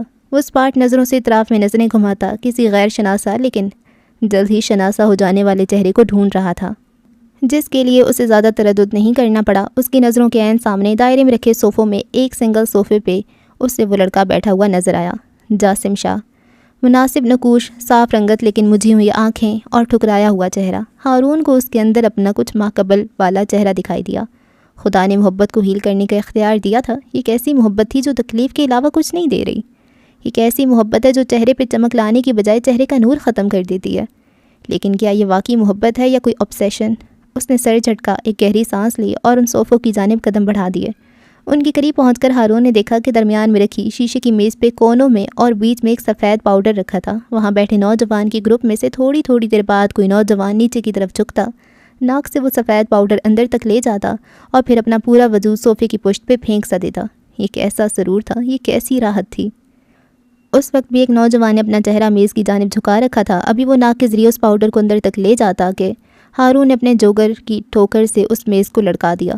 سفید پاؤڈر فرش پہ بکھر گیا۔ صوفوں پہ پڑے نیم بے جان وجودوں کو غصہ آیا، لیکن اٹھ نہیں سکے کہ جسم میں سکت نہ تھی۔ کچھ نے اٹھنا چاہا لیکن پھر ٹانگیں ان کا بوجھ برداشت نہ کر سکیں اور وہ واپس کریں۔ ایسے میں بس ایک وجود تھا جس کے چہرے پہ غصہ بھی تھا اور ہوش بھی۔ یہ کیا حرکت تھی؟ تم کون ہو اور جرت کیسی ہوئی تمہاری؟ اب کیا تمہارا باپ لے کر آئے گا یہ مال؟ پتہ بھی ہے کتنا مہنگا تھا؟ ہاں 22 سالہ جاسم جارحانہ تیور لیے اس کے سامنے تن کر کھڑا ہو گیا۔ صوفوں پہ پڑے نیم بے ہوش اس کے دوست اب اس کے نام کی ہوٹنگ کرنے لگے تھے۔ ہارون اثر لیے بغیر جاسم کے کان کے پاس جھکا۔ میرے پاس اس سے زیادہ مہنگی اور کام کی چیز ہے، وانا ٹرائی؟ جاسم ٹھہر گیا، آنکھوں کی پتلیاں مشکوک انداز میں سکڑی۔ کیا تم پولیس والے ہو؟ دیکھو اگر ہو تو۔ 2 لاکھ کا آؤٹ فٹ، 3 لاکھ کے جوتے، 1 لاکھ کی گھڑی، یہ میری آج کی تیاری کی قیمت ہے۔ تمہیں لگتا ہے چند ہزار کمانے والے پولیس والا اتنے پیسے ضائع کر سکتا ہے؟ ہارون کی سرمئی آنکھوں میں چیلنج تھا۔ جاسم کے کندھے ڈھیلے پڑے۔ پھر تم کون ہو؟ تمہاری طرح کا ایک پارٹی بوائے، امیر باپ کی بگڑی اولاد، بس اپنے باپ سے بنتی نہیں تو یہاں چلایا۔ آج ایک نئی چیز ملی تو سوچا سب کو ٹرائی کروا دوں، کیا خیال ہے؟ وہ اپنے لہجے سے پارٹی بوائے ہی لگ رہا تھا۔ لیکن میرے فرینڈز بھی ساتھ آئیں گے، تمہیں اعتراض تو نہیں نا؟ ایسے کلبز میں یہ ساری باتیں عام تھی، سو وہ جلدی مان گیا تھا۔ ہارون نے ایک نظر اس کے فرینڈز کو دیکھا، پھر مسکراتی نظروں سے جاسم کو دیکھا۔ کیا تمہیں لگتا ہے یہ لوگ ساتھ آ سکتے ہیں؟ ہارون نے ان کی حالت پہ چوٹ کی۔ اگر تمہیں چاہیے تو میرے پیچھے آؤ، وہ کہتا ہوا آگے بڑھ گیا۔ جاسم ہی کرتا اس کے پیچھے گیا۔ تھوڑی دیر بعد وہ دونوں اس میوزک کے شور والی جگہ سے کافی دور نسبتاً ایک سنسان گوشے میں بیٹھے تھے۔ چھوٹی سی میز پہ سفید پاؤڈر رکھا تھا اور وہ دونوں میز کے طرف میں رکھے سنگل صوفوں پہ بیٹھے تھے۔ تمہاری تو منگنی ہو گئی تھی نا پچھلے مہینے، کیا تمہاری پارٹنر ساتھ نہیں آتی؟ جاسم چہرہ جھکائے ابھی پاؤڈر کو ناک کے ذریعے اندر کھینچتا جب ہارون نے اس کے زخم ہرے کر دیے۔ وہ کرنٹ کھا کر سیدھا ہوا تھا۔ تمہیں میرے بارے میں کیسے پتا؟ کیونکہ میں تم سے بات کرنے آیا ہوں، مجھے یہاں کسی نے بھیجا ہے۔ وہ بھی کہہ رہا تھا جب جاسم نے ہاتھ جھلایا۔ اوہ، تو تمہیں میرے باپ نے بھیجا ہے؟ ہاں، میں پہلے کیوں نہیں سمجھا، ایسی حرکت میرا باپ ہی تو کر سکتا ہے، وہ تمسخر سے کہتے اٹھا تھا۔ اور تمہاری جرت کیسی ہوئی میرے پاس آنے کی؟ ہاں، اور اگر تم نے یہ کہا کہ میرے باپ بے قصور ہے، اسے معاف کر دوں تو آج میں تمہیں زندہ نہیں چھوڑوں گا، دفع ہو جاؤ یہاں سے۔ اس سے پہلے وہ آپک ہوتا، ہارون نے بتا دینا صحیح سمجھا۔ مجھے یہاں عمر حیات نے بھیجا ہے۔ عمر حیات؟ وہ ASP؟ اس نے کیوں؟ جاسم اب کے حیران ہوا۔ تمہاری منگیتر کے باپ سے عمر کی اچھی خاصی دوستی ہے اور تمہاری منگیتر کا بھائی اس کا اچھا دوست ہے، وہ تمہاری اور اسوا کی صلح کروا سکتا ہے اگر تم چاہو۔ جاسم کی آنکھیں یکدم چمک اٹھیں، اس کا چہرہ کھل گیا۔ کیا واقعی ایسا ہو سکتا ہے؟ اسوا مان جائے گی؟ ASP سر اسے منا سکتے ہیں؟ تو مجھے ان سے ملوا دو، میں ایک بار ان سے خود بات کروں گا، میں انہیں سب کچھ بتاؤں گا، وہ اسوا سے بات کریں گے اور مجھے یقین ہے وہ مجھے معاف کر دے گی۔ لیکن تم نے کیا ہے؟ ہارون بضد ہوا۔ جاسم کا سر شرمندگی سے جھک گیا۔ میں نے نہیں، میرے ڈیڈ نے۔ اصل میں ان کی ایک متنازع ویڈیو وائرل ہو گئی تھی جس کی وجہ سے وہ مجھ سے ناراض ہو گئی اور بریک اپ کر لیا۔ وہ مجھ سے بہت پیار کرتی ہے، ایک دفعہ جب میں اسے ساری سچائی بتا دوں گا تم دیکھنا وہ میرے پاس واپس آ جائے گی۔ وہ اب پرجوش لگتا تھا۔ پھر کانٹریکٹ کب بنوا رہے ہو؟ ہارون نے سنجیدگی سے پوچھا۔ جاسم نے حیران نظروں سے اس کو دیکھا۔ کانٹریکٹ؟ کیا مطلب؟ ظاہر ہے کانٹریکٹ تو بنوانا ہوگا نا، اس میں لکھنا ہوگا کہ آج اگر وہ تمہارے پاس واپس آتی ہے تو آئندہ کبھی بھی اگر تمہارے پیرنٹس، بہن بھائی یا رشتہ داروں کی غلطیوں کی سزا نہیں دے گی، تمہارا باپ چاہے کوٹھے پہ جائے یا جہنم میں، وہ تمہارے باپ کی وجہ سے تمہیں نہیں چھوڑے گی۔ وہ بار بار ایسا کیوں کرے گی؟ ظاہر ہے میری کوئی غلطی ہوتی ہے تبھی تو وہ تمہارا باپ ایک گندی جگہ گیا، یہ تمہاری غلطی کیسے ہوئی؟ ہارون نے اس کی بات کاٹی تھی۔ وہ تمہیں چھوڑنے کے بہانے ڈھونڈ رہی تھی۔ محبت ساتھ رہنے کے 100 مواقع ڈھونڈتی ہے، چھوڑنے کا ایک بہانہ نہیں۔ تمہارا باپ جو کچھ کرتا ہے اس میں تمہارا کوئی قصور نہیں. تمہاری ماں کیا کرتی ہے تمہارے پارٹنر کو اس سے فرق نہیں پڑنا چاہیے. محبت کو ذات و مکان کے خوف سے آزاد ہونا چاہیے. نہیں؟ ہارون نے صوفے کے ہتھ پہ بازو پھیلاتے ہوئے پوچھا. جاسم تز بزب میں پڑ گیا. ایسا نہیں ہے. ظاہر ہے میری فیملی اگر غلط کرے تو اس پہ بھی تو اثر پڑے گا نا. وہ بھی تو اب فیملی ہے. اس نے جیسے اس کے حق میں صفائی دینی چاہی. That's the point. وہ آگے کو ہوا. وہ فیملی ہے اور فیملی تو ساتھ رہتی ہے, اچھے وقت میں بھی اور برے میں بھی. یہ کیسی فیملی ہے جسے اگر خوشی دو تو ساتھ رہتی ہے, لیکن اگر کبھی بھی غم کا کوئی جھونکا آ جائے تو سوکھے پتوں کی طرح اڑ جاتی ہے. وہ ایسی نہیں ہے. وہ مجھ سے بہت محبت کرتی ہے. وہ اچھا واقعی؟ ہارون نے اس کی بات کاٹی. وہ تم سے محبت کرتی ہے؟ کیا ثبوت ہے تمہارے پاس؟ محبت کا کیا ثبوت ہوتا ہے بھلا؟ یہ تو محسوس کی جاتی ہے. تم نے کبھی محبت کی ہو تو پتہ چلے. وہ بپھر ہی تو گیا تھا. ہارون نے اس کی آنکھوں میں دیکھا اور اپنا موبائل ہوا میں بلند کیا. وہ لیلا مجنوں ہیر رانجھا کا زمانہ تھا جب محبت محسوس کی جاتی تھی. اب اس نے موبائل اس کے آگے رکھا. اب محبت انسٹاگرام سے کی جاتی ہے. یہ اس وقت کا انسٹا ہے. تم اس کی پوسٹ دیکھو, بلکہ میں دکھاتا ہوں. وہ آگے کو ہوا اور موبائل اٹھا کر اس وقت کے اکاؤنٹ کی ایک ایک تصویر آگے کرتا گیا. یہ دیکھو, یہ 2 ماہ پہلے کی تصاویر ہیں. تمہارے بریک اپ سے پہلے وہ دن میں 10 پوسٹ ڈالتی ہے, لیکن تم کہاں ہو ان سب میں؟ جاسم شلسا موبائل پہ چلتی اس وقت کی تصاویر دیکھی گیا. یہ دیکھو, یہ 3 ماہ پہلے تمہارے برتھ ڈے والے دن کی پوسٹ ہے. یہاں تم کہاں ہو؟ تمہارے لیے کوئی پیغام کہاں ہے؟ اسی دن اس کی دوست کے بلے کا برتھ ڈے تھا. اس نے بلے کے لیے بھی پوسٹ ڈالی ہے, لیکن تمہارے لیے نہیں. کیوں جاسم؟ کیا تم اتنے بے مول ہو؟ میں جانتا ہوں محبت کو اظہار کی ضرورت نہیں ہوتی, لیکن محبت کو ساتھ کھڑے ہونے کی ضرورت ہوتی ہے. یہ محبت کا فرض ہوتا ہے. اس کا انسٹاگرام, اس کا ٹویٹر, اس کا فیس بک, تم وہاں کہیں نہیں ہو. وہ تم سے پیچھا چھڑانا چاہتی تھی اور بس اسے ایک وجہ مل گئی. سوچو اگر تمہاری شادی آج ہو جاتی ہے اور کل تمہارا باپ پھر کوئی غلطی کرتا ہے تو کیا ہوگا؟ کیا ہوگا؟ جاسم نے خوف زدہ آنکھیں اٹھا کر سوال کیا. وہ تمہیں پھر چھوڑ دے گی جاسم. تم پھر کسی دوسرے بار کسی دوسرے کلب میں پڑے رہو گے. تمہارے چہرے کی چمک ایک بار پھر ختم ہو جائے گی. ڈرگز ایک بار پھر تمہارا خون چوسے گی. یہ کیسی محبت ہے جس کے چھن جانے کا خوف تمہیں کھل کر سانس لینے نہیں دے رہا؟ کیسی محبت ہے جو خوشی دے ہی نہیں رہی, جو ہیل کرنے کے بجائے تمہارا دل اور جسم کھا رہی ہے؟ وہ ایسی نہیں ہے. جاسم نے ہلکی آواز میں ایک بار پھر اس کے حق میں کچھ کہنا چاہا. وہ ایسی ہی ہے. وہ ایک بہت بری پارٹنر ہے. وہ اپنے بیسٹ فرینڈ شہرام کو کیوں نہیں چھوڑتی؟ اس کا باپ بھی تو 4 بار جیل جا چکا ہے. وہ اگر اپنے دوست کے باپ کی غلطیاں معاف کر سکتی ہے تو تمہارے باپ کی کیوں نہیں؟ میں بتاؤں کیوں؟ ہارون نے اس کا چہرہ اوپر کیا, آنکھیں اس کی آنکھوں میں گاڑ دیں. جاسم شاہ, وہ لڑکی تم سے محبت نہیں کرتی. الفاظ تھے کہ سیسا. جاسم کو اپنا دل ٹوٹتا محسوس ہوا. وہ آج تمہیں تمہارے باپ کی وجہ سے چھوڑ رہی ہے, کل ماں کی وجہ سے چھوڑے گی, پرسوں بہن کی وجہ سے. وہ آخر کب تک تمہارے خاندان کی غلطیوں کی سزا تمہیں دے گی؟ کیا اس کی محبت اتنی کچی ہے کہ تم سے یا تمہارے خاندان سے ذرا سی غلطی ہوئی اور وہ لڑکی تمہیں چھوڑ گئی؟ وہ ایسی نہیں ہے. اب کہ جاسم کو اپنی آواز غیر لگی, کھوکھلی لگی. تم کہتے ہو تمہیں اس سے محبت ہے, لیکن تمہیں تو خود سے بھی محبت نہیں ہے. جو انسان خود سے محبت نہیں کرتا وہ کسی اور سے بھی نہیں کر سکتا. وہ چلی گئی تو تم نے خود کو نشے اور ڈرگس میں ضائع کرنا شروع کر دیا. کیوں؟ تم خود سے محبت کیوں نہیں کرتے جاسم؟ میں بتاؤں کیوں؟ جاسم نے بے اختیار اس بات میں سر ہلایا. اس لڑکی نے تمہارے دل سے تمہارے اپنے لیے محبت ختم کروا دی اور تم نے اسے یہ کرنے دیا. اس نے تم سے کہا اس کی پسند اچھی ہے, تم نے مان لیا. اس نے تمہاری ذات کی غلطیاں تمہیں گنوائیں, تم نے مان لیا. تم غلط ہو. تم نے کبھی خود کو چیک ہی نہیں کیا. تم کبھی خود سے ملے ہی نہیں. اگر اس نے کہا تم جھوٹے ہو تو تم نے مان لیا. تم نے اس کی محبت میں خود کو کھو دیا. اس سے زیادہ تم اس کے لیے کیا کر سکتے ہو؟ وہ اب تم سے تمہاری صحت چھین رہی ہے. کیا تم اب بھی چپ رہو گے اور سہتے جاؤ گے؟ کیا اب تمہیں نہیں لگتا کہ اب بس کر دینا چاہیے؟ اس کی محبت اب تمہیں سیر نہیں کرتی. اب وہ خون چوسنے والا کیڑا بنتی جا رہی ہے. ایک دن وہ تمہارے جسم کا سارا خون چوس لے گی اور تم ایک کھوکھلے جسم کے ساتھ کسی کچرے کے ڈھیر پہ پڑے رہو گے. کیا تمہاری زندگی کا یہ مقصد تھا؟ ہارون کے لہجے میں ہلکی سی فکر مندی تھی. یہ لڑکا اسی کا لیسر ورژن تھا. میں اسے چھوڑ نہیں سکتا. آخرکار وہ بے بسی سے بولا تھا. میں جانتا ہوں وہ ٹاکسک ہے. میں جانتا ہوں وہ ہمیشہ مجھے ڈی گریڈ کرتی ہے. میں جانتا ہوں اس کے آگے میری اوقات اس کے دوست کے کتے سے بھی زیادہ نہیں ہے. لیکن میں مجبور ہوں. میں اسے نہیں چھوڑ سکتا. میں اسے چھوڑ دوں گا تو میرے پاس کچھ نہیں ہوگا, کوئی نہیں ہوگا. وہ میرے ہارڈسٹ ٹائم میں میرے لیے ایک سہارا تھی. میں نے اس کے اندر اپنی روشنی ڈھونڈی ہے. وہ میری گرل فرینڈ, محبت یا منگیتر نہیں ہے. وہ میرا سہارا ہے. وہ میری بیساکھی ہے. وہ میری آنکھ ہے, میرا بازو ہے. اس کے بغیر میرا جسم مفلوج ہے. تم نہیں سمجھو گے, کوئی نہیں سمجھے گا. اس نے چہرہ جھکا لیا تھا. آنکھیں گلابی پڑنے لگی تھیں. ڈرگس کی زیادتی سے نہیں, رکے ہوئے آنسوؤں کو نہ بہنے دینے کی وجہ سے. ہارون چند ثانیے اس کو دیکھتا رہا, ذہن میں باتیں جوڑتا رہا. وہ حالے نہیں تھا. جس کے پاس باتوں کے جواب ہوتے تھے، جس کو بولنے کا ہنر آتا تھا، وہ لوگوں کو لاجواب کر سکتی تھی۔ کیا تم بلاؤں سے ڈرتے ہو؟ کافی دیر بعد ہارون نے سوال کیا تھا۔ کیا تمہیں اب بھی لگتا ہے کہ کوئی اللہ بابا آئے گا اور تمہیں تمہاری غلطی کی سزا دے گا، یا پھر کوئی چھوٹا سا کیڑا، کوئی بہو تمہیں کھا جائے گا؟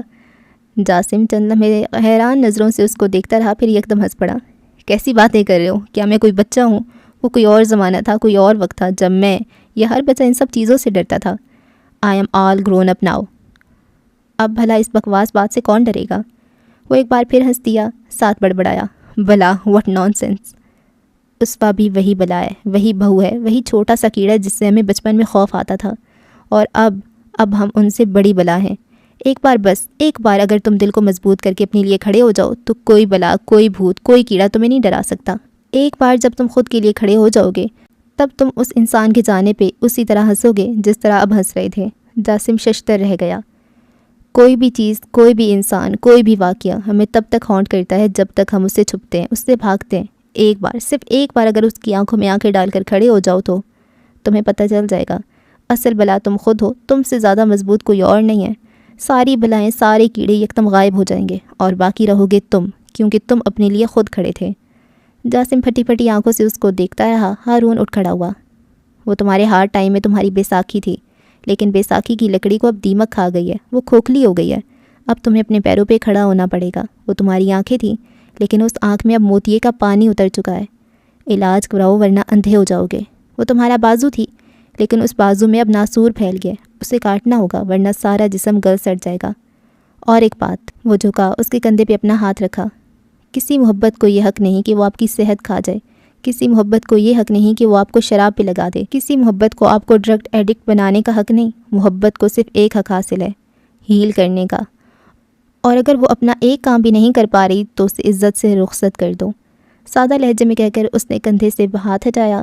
جاسم اب بھی اسی طرح شل بیٹھا تھا، ساکت۔ اس کا چہرہ ایسا تھا جیسے کسی نے ٹرک سے کچل دیا ہو۔ اس کے ہاتھ کانپ رہے تھے، آنکھوں سے قطرہ قطرہ آنسو پھسل رہے تھے۔ میں جا رہا ہوں، 2 منٹ تک تھوڑے فاصلے پہ کھڑا رہوں گا اگر تم نے، کنکھیوں سے شیشے کی چھوٹی میز کی طرف اشارہ کیا، اگر تم نے اس پہ پڑا سفید پاؤڈر لے لیا تو میں دوبارہ کسی جاسم کو نصیحت نہیں کروں گا، اور اگر 2 منٹ بعد مجھے اس میز کے کانچ کے ٹوٹنے کی آواز باہر تک آئی تو میں 10 اور جاسم کو اس کی اصل سے ملواؤں گا۔ فیصلہ تمہارا ہوگا۔ ہارون بول کر لمبے لمبے ڈگ بھرتا حال سے نکلتا چلا گیا۔ باہر جا کر اس نے ایک دیوار سے ٹیک لگائی اور نظریں گھڑی پہ جما لیں۔ 1 second, 10 second, 30 second, 1 minute, 1 minute 40 second, 1 minute 59 second, اور اگلے ہی لمحے ایک زوردار چھناکے کے ساتھ کانچ کی ٹوٹنے کی آواز آئی تھی۔ ہارون کی رکی ہوئی سانس بحال ہوئی۔ اندر جاؤ تو جاسم فرش پہ بیٹھا بری طرح رو رہا تھا۔ سفید پاؤڈر سیاہ فرش پہ بکھرا اپنی بے قدری پہ ماتم کنا تھا۔ میں تم سے نہیں ڈرتا اسوا، میں نہیں ڈرتا، میں خود بلا ہوں، میں خود ہوں بلا، میں تم سے نہیں ڈرتا۔ مجھ پہ میرا حق ہے، مجھے خود سے محبت ہے، میں خود کو تمہارے لیے ضائع نہیں کر سکتا، میں نہیں کر سکتا۔ وہ زور زور سے چلا رہا تھا، فرش پہ پڑے سفید پاؤڈر کو زور زور سے بوٹ سے ٹھوکر مارتے ہوئے۔ وہ بس چلا رہا تھا اور بس رو رہا تھا۔ عمر حیات اپنی گاڑی میں بیٹھا سلطان منزل کے باہر کھڑا تھا۔ اس وقت حسن نیند بھری آنکھیں لیے باہر آیا۔ وہ شاید سو کر اٹھا تھا۔ اس کے پیچھے ہی برونو بھی باہر آیا۔ عمر کو دیکھ کر وہ اس کی طرف لپکنے لگا۔ عمر نے حسن کو اشارے سے پاس بلایا۔ وہ متعجب سا اس کی گاڑی کے قریب آ گیا۔ کیا تم کل کی بجائے آج ثبوت دیکھنا چاہو گے؟ عمر نے مسکراتی نظروں سے پوچھا تھا۔ حسن تز بزب کھڑا رہا۔ تم میری محبوبہ نہیں ہو جس کے انتظار میں ٹھہرا رہوں، جلدی بولو، وہ جل کر بولا تھا۔ ہم کہاں جائیں گے؟ وہ الگ بات ہے کہ تمہاری بہن نے مجھے ایک اغوا کار مشہور کر رکھا ہے، لیکن یقین جانو میں انتہائی معصوم انسان ہوں۔ اب مجھے روٹی محبوبہ والی لک دینا بند کرو اور اندر آ کر بیٹھو۔ آخر میں اس کا لہجہ سنجیدہ ہو گیا تھا۔ حسن نے جواب دیے بغیر گاڑی کا آگے والا دروازہ کھولا اور اندر بیٹھ گیا۔ پھر مڑ کر دیکھا، برونو اسے ہی دیکھ رہا تھا۔ حسن نے مسکرا کر اسے قریب آنے کا اشارہ کیا۔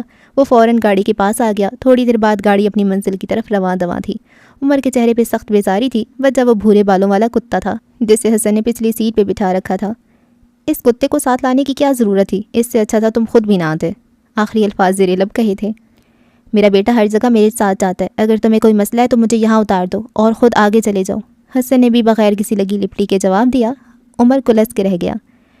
میں تمہیں تھانے لے کر جا رہا ہوں حسن۔ اب کی اس کی آواز سنجیدہ تھی۔ حسن چونکا تھا۔ عمر کہے گیا، میں ایک بچے کو کبھی اس طرح نہیں لے کر جاتا، لیکن اب معاملہ الگ ہے۔ تم یتیم ہو چکے ہو اور اب یتیم بچوں کو چاہیے کہ وقت سے پہلے بڑے ہو جائیں۔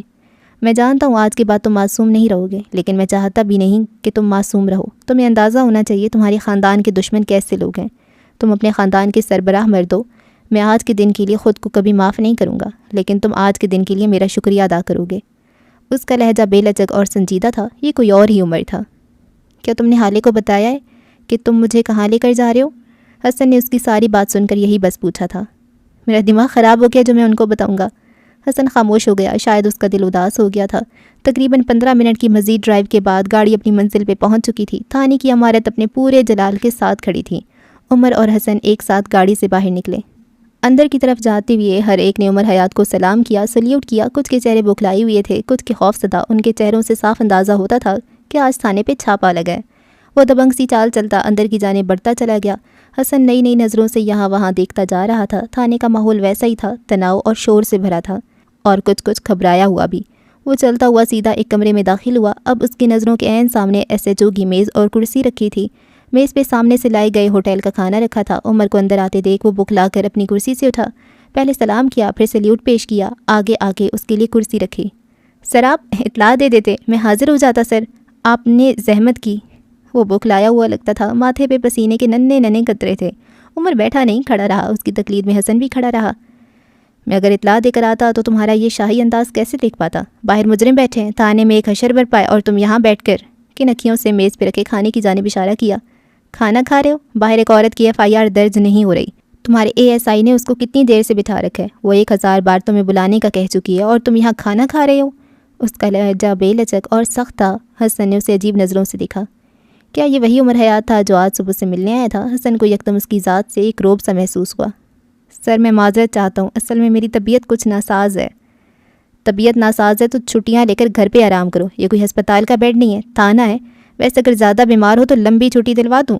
اس کا لہجہ میں نہیں خیز تھا۔ SHO گڑبڑا گیا۔ سر آئندہ ایسا نہیں ہوگا، آپ بتائیں تو صحیح کیا ہوا ہے، میں کیسے آپ کی خدمت کروں؟ پلیز سر آپ بیٹھ جائیں۔ وہ چاپلوسی کی آخری حدوں کو چھو رہا تھا۔ عمر نے ہاتھ چلایا۔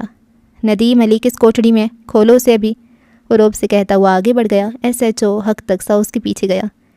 یہ سب کیا ہے؟ تم اس بیچارے پہ اتنا غصہ کیوں ہو رہے تھے؟ باہر جاتے ہی حسن اس کے قریب جھکا تھا۔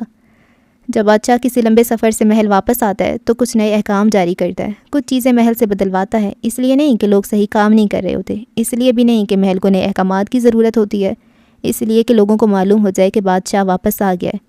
دوسرا، اس سے پہلے لوگ تمہیں دبائیں، تم ان کو ان کے قصور گنواؤ، فائدے میں رہو گے۔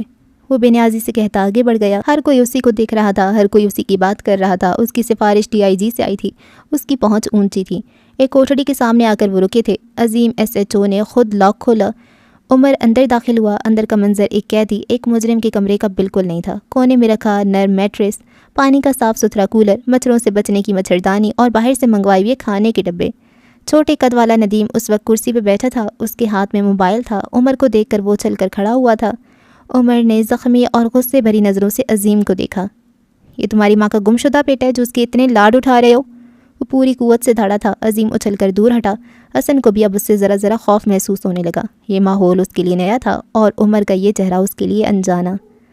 سر آپ کو غلط فہمی ہوئی ہے، ہم نے اس کو 3rd ڈگری ٹارچر دیا ہے، ہم نے اس کو برف کی سل پہ لٹایا ہے، اس کے ہاتھ پاؤں باندھ کر مارا ہے، اس کے تلوے کوٹے ہیں۔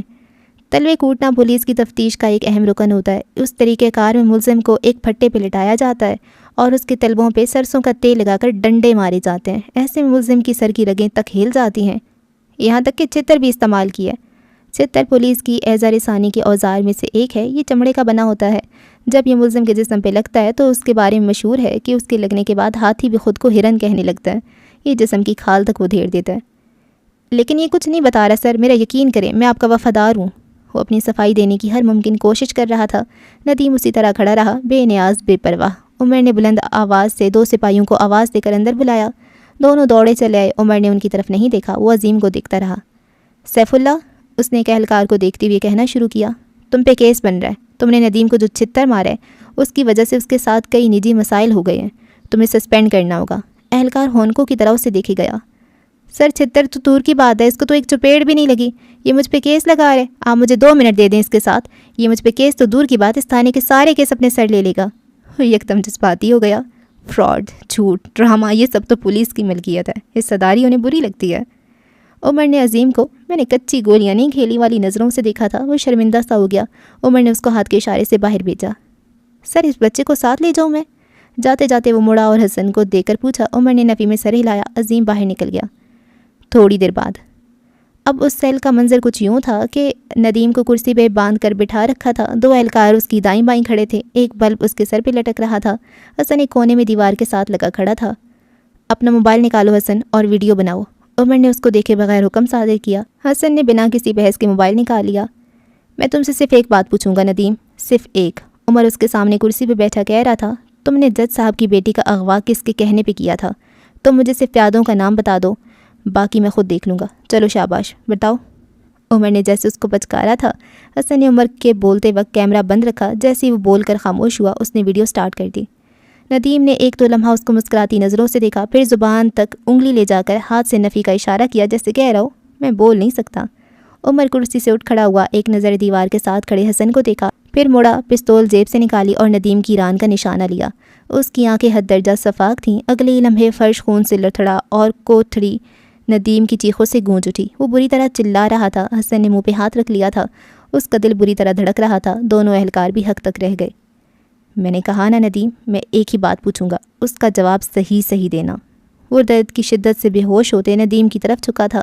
اس وقت اس کی آنکھوں میں بس صفاقی تھی، خون تھا۔ ندیم بری طرح کرا رہا تھا اور عمر کو گالیاں دے رہا تھا۔ گوشت میں کھپ چکا لوہے کا ذرہ اس کے پورے جسم کو جھلسا رہا تھا۔ جج صاحب کی بیٹی کو کس کے کہنے پہ اغوا کیا؟ اس نے چبا چبا کر پوچھا تھا۔ نہیں بتاؤں گا، کچھ بھی نہیں بتاؤں گا، تم چاہے مجھے مار دو تب بھی نہیں بتاؤں گا۔ وہ چلایا تھا، بالآخر وہ بولا تھا۔ حسن نے مردہ آنکھوں اور کانپتے جسم سے اس کو دیکھا۔ خون اس کی ٹانگ سے بھل بھل بہہ رہا تھا۔ فرش سرخ ہونے لگا تھا۔ عمر ایک بار پھر اس کے قریب آیا، پنجوں کے بل اس کے پاس بیٹھا، درد سے دوہرے ہوتے ندیم کی آنکھوں میں دیکھا۔ اصل میں کیا ہے نا، میں تمہارا باپ نہیں ہوں جو تمہاری نخرے اٹھائے گا یا جس سے تمہاری تکلیف سے فرق پڑے گا، اسی لیے۔ اس نے اپنا انگوٹھا اس کے زخم والی جگہ پہ رکھا، آنکھوں میں جیسے بے رحمی اتر آئی۔ اسی وقت عمر کا انگوٹھا اس کے پھٹے ہوئے گوشت کے اندر تک گھستا چلا گیا، یہاں تک کہ انگوٹھے کا گوشت لوہے کے ذرے کو چھونے لگا۔ ندیم درد سے تڑپنے لگا۔ پاس کھڑے اہلکار بے بسی سے، جبکہ حسن سفید پڑتے چہرے کے ساتھ سارا منظر دیکھی گیا۔ اسے عمر سے خوف آیا تھا، اسے خون سے خوف آیا تھا، آج اسے درد سے خوف آیا تھا۔ اس سے پہلے کہ درد کی شدت سے ندیم بے ہوش ہو جاتا، عمر نے اپنا ہاتھ ہٹا لیا۔ اس کی پوری ہتھیلی خون آلود ہو گئی تھی۔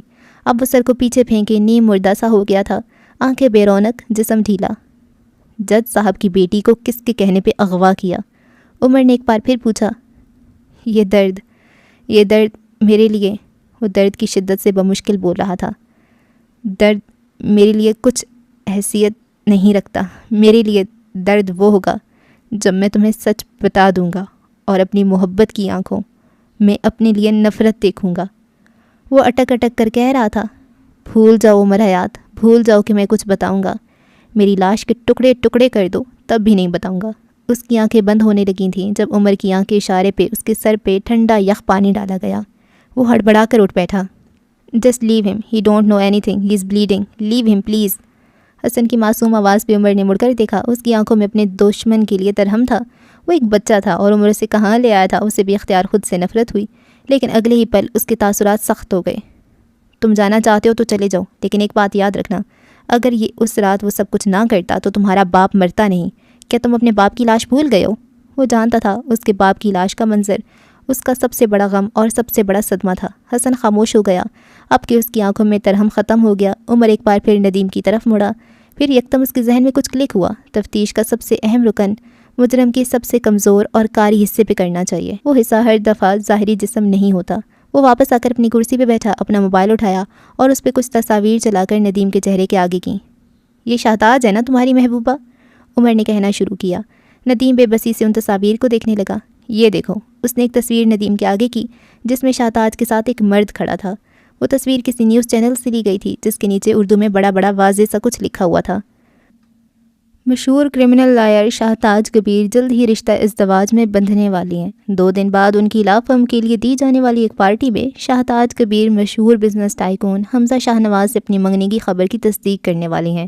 ذرائع کے ذریعے سے معلوم ہوا ہے کہ ابھی ندیم کی بے قرار نظریں کچھ اور پر تھیں جب عمر نے موبائل اس کے ہاتھوں کے آگے سے ہٹا لیا۔ یہ حملہ مختلف تھا۔ ندیم کی آنکھوں میں بے پناہ تکلیف ابھر آئی، گولی کی تکلیف سے بھی زیادہ تکلیف۔ مجھے سچ نہیں بتاؤ گے؟ میرا کچھ نہیں بگڑے گا، کیونکہ جس عورت کی خواہش میں نے کی تھی وہ اب میری ہے۔ اس نے پہلی بار اظہار کیا تھا۔ لیکن تم کیا کرو گے ندیم؟ پہلے اس کے بھائی نے تمہاری کمایا ہونے کی وجہ سے اپنی بہن کا رشتہ تم سے نہیں کیا، لیکن تمہیں زیادہ فرق نہیں پڑا۔ اگر وہ تمہاری نہ ہوئی تو وہ کسی کی نہیں تھی، لیکن اب تمہارا رقیب آنے والا ہے، تمہیں اس کو آنے سے روکنا ہوگا اور اس کے لیے تمہیں باہر جانا ہوگا۔ عمر سور پھونکنے والے لہجے میں کہہ رہا تھا اور ندیم اپنی ہر تکلیف بھلائے بس اسے سن رہا تھا۔ شہتاج تمہیں یہاں سے نہیں نکالے گی، تمہیں یہاں سے اگر کوئی نکال سکتا ہے، ہاتھ کی بند مٹھی سینے پہ ماری، تو وہ میں ہوں۔ عمر حیات ہے جو تمہاری غیرت بچا سکتا ہے، یا پھر تم اتنے بغیرت ہو کہ جس عورت کو تم چاہتے ہو اسے کسی اور کا ہونے دو گے؟ جس عورت پہ تمہاری نظر پڑی اس پہ تم کسی اور کی نظر برداشت کر لو گے؟ بتاؤ کیا تم اتنے بغیرت ہو؟ عمر پیچھے کو ہوا، کرسی کی پشت سے ٹیک لگا لی، ٹانگ پہ ٹانگ چڑھائے۔ اب وہ واقعی اس جگہ کا بادشاہ لگ رہا تھا۔ ندیم چند لمحے اس کو دیکھتا رہا، ذہن میں جمع تفریق کرتا رہا۔ شیر علی اس کو نہیں نکالے گا۔ وہ اپنے بھائی کی اس عمل سے پہلے بھی خوش نہیں تھا۔ ریستوران کی CCTV فوٹیج میں بھی وہ اس پہ اسی وجہ سے چلا رہا تھا۔ وہ اپنے بھائی کو آخری بار اس کام سے باز رکھنے آیا تھا۔ اس کے تعلقات نہیں تھے، وہ بس کام کرتا تھا، ساری ڈیل سارے معاہدے اس کا بھائی کرتا تھا، سو اس کے لیے کوئی نہیں آئے گا۔ شہتاج، وہ جس کی محبت میں اس نے خود کو غیر محفوظ کر دیا، وہ جس کے لیے اس نے اپنے بھائی کو چھوڑ دیا، جس کے لیے اپنے قد سے بڑے دشمنوں سے دشمنی کر بیٹھا، آج وہ اس کی محبت کا یہ صلہ دے رہی تھی۔ وہ ان مردوں میں سے تھا جو عورت سے محبت کا دعویٰ کر لیتے ہیں لیکن ان پہ اعتبار کو اپنی بے عزتی سمجھتے ہیں۔ میرے یہاں سے نکلنے کی کیا قیمت ہے؟ اب کی اس کی آواز صاف تھی۔ گولی لگنے کا درد کہیں دور جا سویا تھا، دل ٹوٹنے کا درد زیادہ بڑا تھا۔ اس انسان کا نام جس نے تمہیں حکم دیا۔ شہتاج، وہ بے لچک لہجے میں بولا تھا۔ وجہ؟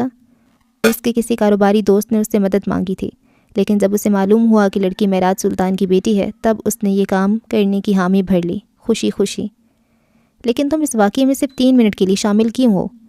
کیونکہ میں بس ڈسٹریکشن تھا، میں نے اپنا چہرہ جان بوجھ کر دکھایا تھا۔ پولیس میرے پیچھے لگ جاتی اور میں کچھ بولتا ہی نہیں، معراج سلطان ڈھونڈ ڈھونڈ کر مر جاتا لیکن اسے اپنی بیٹی کا مجرم ملتا ہی نہیں۔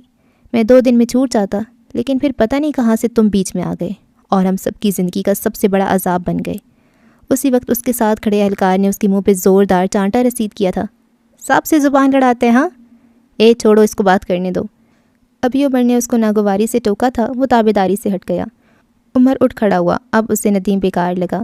حسن اسی طرح دیوار سے لگا کھڑا رہا۔ عمر نے اس کی طرف دیکھا، اس کی نظروں میں نرمی آ گئی۔ آ جاؤ بچے، ادھر آؤ۔ اس نے پیار سے حسن کو قریب بلایا۔ حسن اس کے قریب نہیں آیا، وہ وہیں کھڑا رہا، لیکن دور، کہیں اسے لگ رہا تھا وہ اب کبھی کھڑا نہیں ہو سکے گا۔ آج کے بعد حسن ویسا نہیں رہے گا۔ اسے نہ آتے دیکھ عمر خود اس کے قریب آ گیا اور اس کا ہاتھ پکڑنا چاہا۔ حسن بدک کر دور ہٹا، جیسے کسی کرنٹ کو چھو لیا ہو۔ اس کی نظریں عمر کے ہاتھ پہ جمی تھیں، وہ خون آلود تھا۔ ظاہر ہے وہ معراج سلطان کی اولاد تھا، انہی کی طرح سینٹ، چاہے کسی نے کتنا بڑا گناہ کیا ہو لیکن ان کے دل سے رحم نہیں جائے گا۔ وہ اپنے بچوں میں اپنی عادت ڈال گئے تھے۔ عمر نے سر جھٹکا۔ تو مجھے یہاں سے نکالنے کب آؤ گے؟ عقب سے ندیم کی مردہ آواز آئی تھی۔ عمر پورا کا پورا مڑا تھا۔ میں ضرور تمہیں یہاں سے نکالنے آتا اگر میں تمہارا باپ ہوتا اور تم میری نیک اولاد، لیکن افسوس، نہ میں تمہارا باپ ہوں نہ تم میری کوئی اچھی اولاد۔ بھاڑ میں جاؤ۔ اس کے منہ پہ جوتا مارنے والے لہجے میں بول کر وہ باہر نکل گیا۔ تھوڑی دیر بعد وہ اپنی گاڑی کے ساتھ کھڑا عظیم کو ہدایات دے رہا تھا، ساتھ اپنے خون آلود ہاتھوں پہ پانی ڈال رہا تھا۔ رپورٹ بناؤ، اس میں لکھو جب ہمارا ایک کانسٹیبل ندیم کو کھانا دینے گیا تو اس نے سر درد کا بہانہ بنا کر ہمارے اہلکار کو اندر بلا لیا۔ جیسے ہی ہمارا آدمی اندر گیا، ندیم نے اس پہ جان لیوا حملہ کر کے بھاگنے کی کوشش کی، جس کے نتیجے میں SHO عظیم جان نے بذات خود اس کی ٹانگ پہ گولی ماری تاکہ وہ اپنے جاں باز سپاہی کی جان بچا سکے۔ وہ سیدھا ہوا، عظیم کی ہوائیاں اڑاتے چہرے کو دیکھا۔ تم میرے وفادار ہو نا؟ ثابت کرو آج صبح تک۔ اس کی آنکھیں سرد تھیں اور لہجہ جذبات سے آ رہی۔ ہدایات دے کر وہ دوبارہ اپنی گاڑی میں آ بیٹھا۔ حسن پچھلی نشست پہ برونو کے ساتھ بیٹھا تھا، چپ گمسم۔ تھوڑی دیر بعد وہ دونوں گھر جا رہے تھے۔ گاڑی روکو، حسن عجیب سی آواز میں بولا۔ کیا ہوا؟ گاڑی روکو پلیز، اب کے بے بسی سے بولا۔ عمر نے گاڑی روک دی۔ حسن تیزی سے باہر آیا، عمر فکر مند سا اس کے پیچھے آیا۔ اسی وقت حسن نے چہرہ جھکا لیا اور صبح سے لے کر اب تک جو کچھ کھایا تھا وہ الٹ دیا۔ اسے ہر طرف خون دکھ رہا تھا۔ وہ گردن جھکائے بہتے آنسوؤں کے ساتھ کہہ کر رہا تھا۔ عمر نے خود پہ 1000 بار لعنت بھیجی، پھر بغیر کچھ کہے اس کے کندھے دبانے لگا تاکہ اسے آسانی ہو۔ حسن بدک کر دور ہٹا۔ اس کے چہرے کا رنگ اڑا ہوا تھا، آنکھیں گلابی پڑ رہی تھی۔ کہہ کر کے وہ نڈھال سا ہو گیا تھا۔ دیکھو بچے، وہ یہ سب ڈیزرو کرتا تھا، اگر میں یہ سب نہ کرتا تو وہ کبھی بھی اپنا گناہ نہ مانتا۔ عمر اسے سمجھا رہا تھا۔ حسن بہتے آنسوؤں کے ساتھ نفی میں سر ہلاتا رہا۔ یہ کیسے لوگ تھے عمر؟ میری بہن کن لوگوں میں پھنس گئی ہے، ہم کن لوگوں میں پھنس گئے ہیں، یہ آخر ہو کیا رہا ہے؟ وہ پھٹی ہوئی آواز کے ساتھ چلا رہا تھا۔ میں نے تمہیں الزام دیا، میں نے اپنی بہن کو الزام دیا، لیکن ہمارے دشمن تو کوئی اور ہیں۔ تم نے اتنے دن میری اتنی بکواس کیوں سنی؟ کیوں عمر؟ میں نے آج تمہیں دیکھا ہے، تم اتنے بے رحم بے نیاز تھے، تو تم میرے ساتھ اتنے اچھے کیوں تھے؟ وہ پورے قد کے ساتھ سڑک پہ بیٹھ گیا، اس کے آنسو بہے چلے جا رہے تھے۔ عمر آگے آیا، اس کے ساتھ سڑک پہ بیٹھ گیا۔ تم غلط نہیں ہو بچے، نہ تمہاری بہن غلط تھی، بس ایک برا وقت تھا جو ہم سب پہ آیا تھا، اور اب وہ ختم ہو جائے گا، میرا یقین کرو۔ وہ اس تھانے والے آدمی سے بالکل مختلف تھا۔ کیا تم مجھے معاف کر دو گے؟ کیا تم میری بہن کو معاف کر دو گے؟ اس نے آنسو رو کر کسی خوف کے تحت پوچھا۔ تمہیں سب معاف ہے، میں نے کہا نا، بس وقت غلط تھا، تمہارا کوئی قصور نہیں ہے۔ حسن بے یقین نظروں سے اس کو دیکھتا رہا۔ اور میری بہن، کیا تم اسے ہرٹ کرو گے؟ عمر اٹھ کھڑا ہوا۔ تمہاری بہن کو تو میرا قتل بھی معاف ہے، وہ بے بسی سے بڑبڑایا۔ عمر نے آسمان کو دیکھتے گہری سانس بھری، پھر حسن کو دیکھا۔ وہ بچہ اب اس سے ناراض نہیں تھا، بالآخر آج ذرا سکون نصیب ہوا تھا۔ رات کا نہ جانے کون سا پہر تھا جب عمر کی اسٹڈی کے دروازے پہ دستک ہوئی۔ وہ حسن کو چھوڑ کر گھر آیا تو سیدھا اسٹڈی میں چلا گیا تھا اور یہاں بیٹھے بیٹھے ہی سو گیا۔ ہلکی سی دستک کے بعد دروازہ کھلا اور حالے اندر آئی۔ عمر آہٹ سن کر جاگ گیا تھا، کچھ دیر تک اسی طرح پڑا رہا۔ اس وقت حالے کو اسٹڈی میں آتے دیکھ کر ذرا حیران ہوا، پھر سنبھل کر بیٹھ گیا۔ اس کے سیاہ بال ماتھے پہ بکھرے ہوئے تھے، آنکھیں سرخ تھیں جیسے کچی نیند سے جاگا ہو۔ وہ چھوٹے چھوٹے قدم لیتی اس کے پاس رکھے صوفے پہ آ کر بیٹھی۔ عمر نیند بھری آنکھوں سے اس کو دیکھتا رہا۔ کیا تمہیں کچھ ملا؟ اس نے عمر کو دیکھتے ہوئے پوچھا۔ البتہ دور کہیں دل زور سے دھڑکا تھا، اگر وہ بے گناہ نکل آیا تو۔ عمر نے بغیر کچھ کہے ندیم کی ویڈیو چلا کر سامنے رکھ دی، لیکن بس آخری کے کچھ منٹ جس میں وہ اعتراف کر رہا تھا، حالے کو اپنی سماعتوں پہ یقین آیا۔ اس کو لگا اب وہ کبھی سانس نہیں لے سکے گی۔ اس کی گردن میں گلٹی سے ابھر کر معدوم ہوئی، اس نے سانس تک روک لیا۔ ندیم بولتا رہا اور پھر اعتراف ختم ہو گیا، لیکن وہ اسی طرح بیٹھی رہی، ساکت شل۔ عمر اس کے چہرے کو دیکھتا رہا۔ وہ جس شخص کو اتنا عرصہ اذیت دی، جس کو اتنا عرصہ الزام دیا، وہ بے قصور تھا، وہ بالکل بے قصور تھا۔ اس نے رونا چاہا لیکن آنسو کہیں پھنس گئے تھے۔ اس نے آنکھیں اٹھا کر عمر کو دیکھنا چاہا لیکن وہ نہیں کر سکی۔ میں نے کہا تھا نا، میں آپ سے اتنا مخلص ہوں جتنی آپ خود بھی نہیں ہوں گی۔ اس کی آواز حالے کی سماعتوں سے ٹکرائی تھی۔ وہ آنکھیں زمین پہ مرکوز کیے بیٹھی رہی اور وہ مہربان آدمی بولتا رہا۔ میں نے کہا تھا نا، جس نے آپ کو تکلیف دی ہے، میں اسے چوراہے پہ کھڑا کر کے درے ماروں گا۔ آج آپ کو آدھا سچ معلوم ہو گیا، کل پورا بھی پتہ چل جائے گا، لیکن اگر اگلی بار کبھی بھی کسی بھی دور میں آپ کو لگے کہ عمر نے آپ کے ساتھ کچھ غلط کیا، تو بس ایک بات یاد رکھیے گا کہ اگر عمر چاہے بھی تو حالے کا برا نہیں سوچ سکتا۔ عمر اگر چاہے بھی تو آپ کو نقصان نہیں پہنچا سکتا، اس لیے نہیں کہ آپ معراج سلطان کی بیٹی ہیں، اس لیے بھی نہیں کہ آپ نے میری جان بچائی، اور اس لیے بھی نہیں کہ وہ ایک لمحے کو رکا، آپ کا چہرہ میرے کسی عزیز سے ملتا ہے، بلکہ اس لیے کہ میں آپ کے معاملے میں بے بس ہوں، آپ کا اچھا سوچنے پہ بے بس، آپ کو نقصان نہ پہنچانے پہ بے بس، آپ کی حفاظت کرنے کے لیے بے بس۔ وہ چمکدار آنکھوں اور بکھرے بالوں والا شخص اپنے خوبصورت لہجے میں کہہ رہا تھا اور حالے سن رہی تھی۔ اس نے اتنے دن ایک بار بھی اس کی نہیں سنی، اب اسے سننا چاہیے تھا۔ میں تمہاری گاڑی میں کیسے آئی؟ اگر تم میرے اغوا میں شامل نہیں بھی ہو تو کہیں نہ کہیں میں تمہاری کسی دشمنی کی زد میں آئی ہوں، کیا ایسا نہیں ہے؟ یکدم اس نے آنکھیں اٹھائیں۔ عمر کی بات کا اثر وہ شاید اس لیے زائل کر سکتی تھی۔ عمر نے ایک لمحہ اس کی آنکھوں میں دیکھا۔ یہ جواب بھی آپ کو 2 دن بعد مل جائے گا، شاہتاج کبیر دے گی جواب، تب تک آپ مجھے چاہے گنہگار مانتی رہیں، دل کو اچھا لگے گا۔ ہم شاہتاج کے پاس کب جائیں گے؟ جب وہ چاہے گی، وہ سادگی سے بولا۔ حالے تب ہی تو گئی، کیا ہم اس کے حکم کے غلام ہیں؟ جو وہ چاہے گی وہ کریں گے، جب وہ چاہے گی تب اس سے ملیں گے، وہ بلند آواز میں بولی تھی۔ عمر بس اس کو دیکھتا رہا۔ وہ کوئی عام عورت نہیں ہے، اس کے آگے پیچھے گارڈز گھومتے ہیں، اس کا گھر ایک سیف ہاؤس کی طرح ہے، ہم اس کے پاس تب جا سکتے ہیں جب وہ چاہے، اور لوگ کب چاہتے ہیں کہ کوئی ان کے گھر آئے؟ جب ان کے گھر کوئی تقریب ہو۔ حالے ترنت بولی۔ بالکل، 1 ہفتے بعد ان کے گھر ایک تقریب ہے اور ہم اس تقریب میں جا رہے ہیں۔ کیا تمہارے پاس انویٹیشن ہے؟ عمر مسکرایا، اس کے گال کا گڑا واضح ہوا۔ عمر حیات کو دعوت ناموں اور اجازت ناموں کی ضرورت نہیں ہوتی، بغیر اجازت کسی کے گھر میں گھسنا میرا پسندیدہ کام ہے، لیکن چونکہ اس بار آپ میرے ساتھ ہیں تو ظاہر ہے کچھ نہ کچھ کرنا ہوگا۔ وہ اس کے چہرے کو دیکھتا کہہ رہا تھا۔ حالے چند لمحہ سوچتی رہی، پھر یکدم اس کے ذہن میں ایک جھماکا ہوا۔ کیا تم مجھے ان کے مہمانوں کی لسٹ لا کر دے سکتے ہو؟ آپ کیا کریں گی اس لسٹ کا؟ وہ متعجب ہوا۔ وہ ایک ایلیٹ کلاس لوگوں کی پارٹی ہے، میں سوسائٹی میں موو کرتی رہی ہوں، ان کے مہمانوں کی لسٹ میں ضرور کوئی ایسا ہوگا جس کو میں جانتی ہوں گی، اور جن کو میں جانتی ہوں وہ مجھے کبھی کسی بات کے لیے منع نہیں کر سکتے۔ وہ مسکرا کر بتا رہی تھی، اس کی آنکھیں چمک رہی تھیں، لیکن عین اسی لمحے اس کی آنکھوں کی چمک بجھ گئی، مسکراہٹ غائب ہو گئی، اور یہاں وہاں گھومتی آنکھیں ایک نقطے پہ ساکت ہو گئی۔ کیا تم لوگ اس کی نظروں کے ارتکاز میں دیکھنا چاہو گے؟ اس کی نظریں صوفے کے ساتھ رکھے کوڑا دان میں پڑی سفیر کی اد کٹی تصاویر پہ جمی تھیں۔ عمر نے اس کی نظروں کا ارتکاز نوٹ کیا تھا، پھر ہلکے سے کندھے اچکائے اور اپنے ہاتھ میں پکڑی تصاویر کے ٹکڑے حالے کے سامنے رکھے۔ یوں لگتا تھا جیسے حالے اور سفیر کی تصاویر کے 2 ٹکڑے کیے گئے تھے۔ یقیناً یہ کام عمر کا تھا۔ وہ تصاویر اصلی تھیں، لیکن ان کے پیچھے کے مناظر الامان۔ اپنی بیوی کی کسی غیر مرد کے ساتھ ایسی جگہ کی تصاویر کسی بھی غیرت مند مرد کا خون کھولا سکتی تھیں۔ حالے نے اس کی آنکھوں میں دیکھا، اس کے حلق میں کچھ اٹکا تھا، شاید آنسو، شاید صدمہ، یا شاید غصہ، یا پھر شاید تینوں۔ یہ سچ نہیں ہے، کافی دیر بعد بدقت بول پائی۔ لڑکیوں کی کچی عمر کی غلطیاں ان کے لیے پکا عذاب بن جاتی ہیں۔ آج حالے کو احساس ہوا تھا، کچھ لڑکیاں اپنی انہی غلطیوں کی وجہ سے سلیب چڑھا دی جاتی ہیں اور کچھ معاف کر دی جاتی ہیں۔ سلیب چڑھائی جانے والی لڑکیوں کے گھروں میں انسان ہوتے ہیں اور معاف کر دی جانے والی لڑکیوں کے گھروں میں مرد ہوتے ہیں۔ یہ جھوٹ ہے، وہ بمشکل بول سکی، اس کی آواز لرز رہی تھی، اس کا سارا جسم کانپ رہا تھا۔ عمر نے گویا ناک سے مکھی اڑائی۔ آپ کو لگتا ہے مجھے فرق پڑتا ہے؟ اگر یہ اصلی ہوتی تب بھی مجھے فرق نہیں پڑتا۔ وہ اسے کہہ نہیں سکا کہ دل کی جس اونچی مسند پہ وہ اسے بٹھا چکا ہے وہاں سے کم از کم کوئی انسان اسے اتار نہیں سکتا، خود عمر بھی نہیں۔ حالے بھیگی آنکھوں سے اسے دیکھتی رہی۔ وہ کیوں تھا ایسا؟ کیوں اسے غصہ نہیں آتا تھا؟ کیوں وہ بڑی بڑی باتیں پی جاتا تھا؟ تمہیں غیرت نہیں آتی؟ حالے نے عجیب لہجے میں سوال کیا تھا۔ عمر زور سے ہنسا تھا، پھر حالے کو دیکھا، وہ بولتی گئی، تم کیسے انسان ہو، چاہے کاغذی ہی صحیح، چاہے یہ رشتہ وقتی ہی صحیح، لیکن میں تمہاری بیوی ہوں۔ تمہیں اپنی بیوی کی ایسی تصاویر دیکھ کر غصہ نہیں آیا، غیرت نہیں آئی؟ عمر نے سر ہلایا۔ جب میں نے پہلے ان تصاویر کو دیکھا تو غصہ آیا، پھر غیرت آئی، پھر میں نے ان تصاویر کو غصے میں پھاڑ دیا، اور پھر 1 بار 2 بار ان تصاویر کو دیکھا۔ آپ کو پتہ ہے پھر کیا ہوا؟ حالے نے نفی میں سر ہلایا۔ سفیر ان تصاویر سے نکل گیا اور یکدم تمام تصویریں اچھی لگنے لگیں، بہت اچھی، کیونکہ ان سب میں آپ تھیں۔ حالے کا دل رک سا گیا۔ عمر کہے گیا، کیا عمر حیات آپ پہ غصہ کر سکتا ہے؟ کیا اسے آپ بری لگ سکتی ہیں؟ کم از کم اس زندگی میں نہیں۔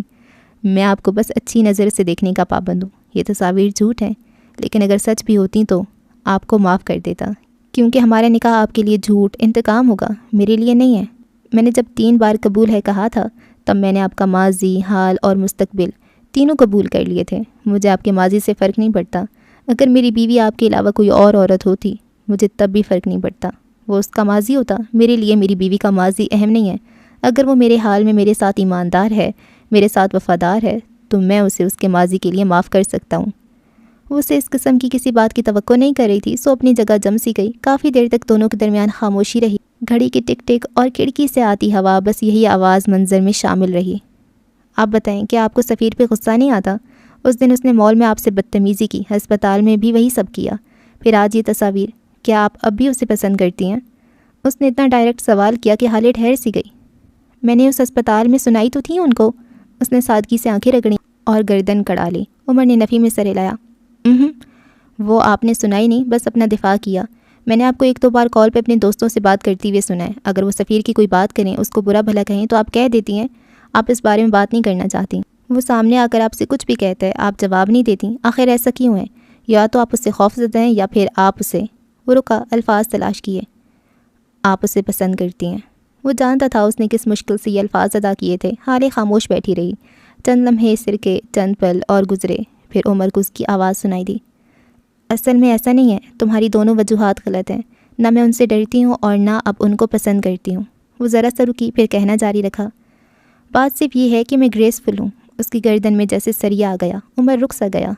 میں ان لوگوں میں سے نہیں ہوں جو اگر الگ ہو جائیں تو ایک دوسرے کو گالیاں دیں، بے عزت کریں، آپ کے سرکل میں آپ کے خلاف باتیں کریں۔ میرا ماننا ہے کہ تعلق رہے نہ رہے، احترام رہنا چاہیے، اور یہ احترام اس شخص کے لیے نہیں ہے، یہ آپ کے لیے، کیونکہ کبھی کسی دور میں وہ آپ کی پسند، آپ کا محبوب، آپ کا دوست، آپ کی چوائس رہا ہے۔ وہ سانس لینے کو رکی، پھر اضافہ کیا، آپ اپنی چوائس کی عزت کر رہے ہیں، آپ اپنی عزت کر رہے ہیں۔ ایک اچھا وقت جو آپ نے ساتھ گزارا، آپ اس وقت کی عزت کر رہے ہیں۔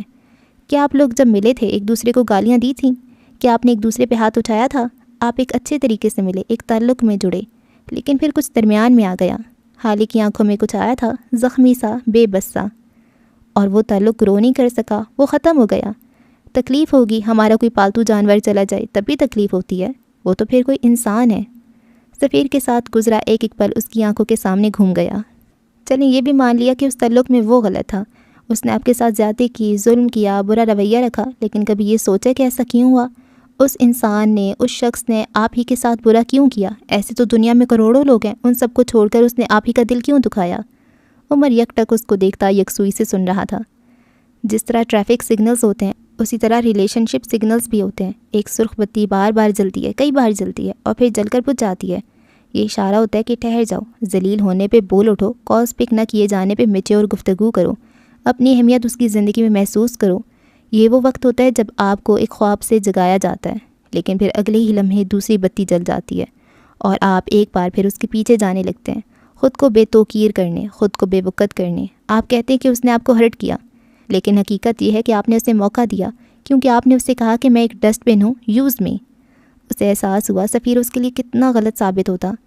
اگر پہلی تھپڑ، پہلی گالی، پہلی اگنورنس، پہلی ذلت پہ بول اٹھتے تو کوئی انسان آپ کو ہرٹ نہ کرتا۔ زندگی کوئی فلم نہیں ہوتی جس میں آپ اپنی مرضی مسلط کرنے والے پیرنٹس پہ، ٹاکسک پارٹنر، بد زبان بیوی یا مار پیٹ کرنے والے شوہر کے خلاف بول اٹھیں گے۔ یہ فلموں میں ہوتا ہے، یہ ناول میں ہوتا ہے کہ ایک دن آپ ظلم سہتے سہتے تھک جاتے ہیں اور پھر غصے میں روتے ہوئے چند جذباتی ڈائلاگس بولتے ہیں اور آپ کا مقابل شرمندہ ہو جاتا ہے۔ پیرنٹس آپ کو اپنی مرضی کرنے دیتے ہیں، ٹاکسک پارٹنر سدھر جاتا ہے، برا دوست صحیح ہو جاتا ہے۔ وہ فلم ہوتی ہے، حقیقت میں پہلی گالی پہ بولنا ہوتا ہے، پہلے تھپڑ پہ ہاتھ روکنا ہوتا ہے، پہلی ذلت پہ بات کرنی ہوتی ہے، پہلی بار ہرٹ ہونے پہ سامنے والے کو بتایا جاتا ہے کہ کوئی بھی انسان دنیا کے کسی کونے سے اٹھ کر آپ کو ہرٹ کرنے نہیں آ سکتا۔ آپ ہرٹ ہوئے کیونکہ آپ نے یہ ہونے دیا۔ اب اس بات کا الزام اس اکیلے انسان پہ مت لگائیں اور نہ خود یہ روگ لے کر بیٹھ جائیں۔ تو پھر کیا کریں؟ دہانی میں عمر کے منہ سے نکل گیا۔ موو آن کریں، گریسفلی آگے بڑھ جائیں، اپنی چوائس پہ شرمندہ مت ہو۔ آپ نے غلط انسان چنا، یہ آپ کی غلطی نہیں ہے۔ آپ کم عمر تھے، کم عقل تھے، وقت اچھا تھا یا برا تھا، یا پھر آپ اکیلے تھے، کچھ بھی تھا۔ آپ سے یہ فیصلہ ہو گیا اور یہ غلط نکلا، اٹس اوکے، آگے بڑھیں۔ عمر نے اس کو صراحتی نظروں سے دیکھا۔ بابا کہتے تھے جب کسی سے تعلق ٹوٹ جائے تو اس کے لیے اپنی آنکھیں اندھی اور زبان گونگی کر لو۔ میں نے اس وقت اس بات پہ دھیان نہیں دیا، لیکن اب لگتا ہے یہ دنیا کا سب سے مشکل کام ہے۔ جب سفیر نے مجھے تھپڑ مارا، میرا دل کیا تھا میں ویسا تھپڑ ان کو دے ماروں۔ جب انہوں نے مجھے گالی دی، میرا دل کیا تھا میں بھی ان کو گالی دوں، لیکن اس سے کیا ہوتا؟ ہم ایک جیسے انسان بن جاتے، سفیر جیسی ہو جاتی، گریس لیس۔ میں گریسفل رہنا چاہتی ہوں۔ میں اپنے دوستوں سے اس بارے میں بات نہیں کرتی کیونکہ میں جانتی ہوں یہ بیکار ہے۔ وہ لوگ چاہیں گے کہ میں اس کو گالیاں دوں، برا بھلا کہوں، اور اگر نہیں کہوں گی تو سب کو لگے گا کہ میں آج بھی اس کی محبت میں گرفتار ہوں۔ کوئی نہیں سمجھے گا کہ ایلیٹ کلاس کی سمیر زادی کو گریسفل رہنا ہے۔ اس نے خالی خالی نگاہیں اٹھا کے عمر کو دیکھا۔ عمر، میرا یقین کرو، کسی کو فرق نہیں پڑتا کہ آپ کے پارٹنر نے آپ کے ساتھ کیا کیا، کوئی اس کا ظلم نہیں جاننا چاہتا۔ لوگ آپ کے بریک اپ، آپ کی طلاق کی قصے بھری محفل میں اس لیے چھیڑتے ہیں تاکہ ان کو بات کرنے کا ٹاپک مل سکے، تاکہ آج کی گوسپ مزید شاندار ہو سکے۔ کوئی آپ کا درد نہیں سمجھے گا، کیونکہ کنارے سے کھڑے ہو کر سمندر کی گہرائی نہیں ناپی جاتی۔ جب تک آپ کو خود ویسی اذیت، ویسی تکلیف نہیں ہوئی، آپ اس کا غم سمجھ نہیں سکتے۔ لوگ آپ کا غم سنیں گے، آپ کے تعلق کا ڈارک فیس جاننا چاہیں گے کیونکہ وہ لوگ ہیں، لیکن آپ میں اتنی انا، اتنی غیرت ہونی چاہیے ایک KFC کے برگر یا پھر گلی کے نکڑ پہ دوستوں کے ساتھ بیٹھ کر اپنا درد نہ سنائیں۔ لوگوں کے سامنے مظلوم بننے یا وکٹم کارڈ کھیلنے سے بس آپ کی انا اور غیرت ختم ہوگی۔ اپنے غم کی عزت کرنی چاہیے، وہ ہر ایک کو سنانے کے لیے نہیں ہوتا۔ اپنے ایکس کی عزت کریں اور اس کے قصے سرے بازار اچھالنے کے لیے نہیں ہوتے۔ اپنی عزت کریں، آپ کسی کی گوسپ کا ٹاپک بننے کے لیے پیدا نہیں ہوئے، اور آپ گریس لیس نہیں ہیں، آپ گریسفل بننے کے لیے پیدا ہوئے ہیں۔ وہ تھک چکی تھی تبھی خاموش ہو گئی۔ وہ بول کر خاموش ہوئی تو یکدم جیسے خاموشی چھا گئی۔ اسی وقت عمر کا موبائل زور زور سے بجنے لگا۔ شمشیر سر کالنگ کے الفاظ جگمگائے۔ عمر نے ایک نظر موبائل کو دیکھا، پھر حالے کو۔ اس نے کال کاٹ دی اور سیدھا بیٹھا۔ ویسے میں سوچ رہا ہوں چائے کو رہنے دیتے ہیں، میں آپ کے پیر کافی سے جلاؤں گا، کیا خیال ہے؟ وہ صوفے پہ بازو پھیلایا، آخر میں بولا بھی تو کیسی بے تکی بات۔ حالے چند لمحے کے لیے کچھ سمجھ ہی نہ سکی، پھر جب بات سمجھ میں آئی تو پیر پٹختی اٹھ کھڑی ہوئی۔ عمر کو پہاڑ میں جاؤ والی نظروں سے دیکھا اور باہر نکل گئی۔ جاتے جاتے دروازہ ٹھا کی آواز سے دے مارا۔ عمر پیچھے سے بڑبڑایا، میرے حسین پیر جلا دیے، اب اپنی باری پہ غصہ آ رہا ہے؟ ہم جیسے غریبوں کے لیے انصاف تو رہا ہی نہیں۔ ہاں، ساتھ موبائل اٹھا کر شمشیر کو کال ملائی۔ اگلے ہی سیکنڈ کال اٹینڈ ہو گئی۔ عمر نے اسپیکر کھول کر موبائل چھوٹی میز پہ رکھ دیا۔ میں تمہیں جان سے مار دوں گا عمر۔ موبائل سے بڑھنے والی پہلی آواز یہی تھی۔ تم نے اسے گولی مار دی؟ تم پاگل ہو گئے ہو، تمہارے دماغ خراب ہو گیا؟ عقل نام کی کوئی چیز ہے یا نہیں؟ مجھے تو یقین نہیں آتا کہ تم پولیس میں رہے ہو۔ یقیناً تم 3 سال تک جھک مارتے رہے ہو۔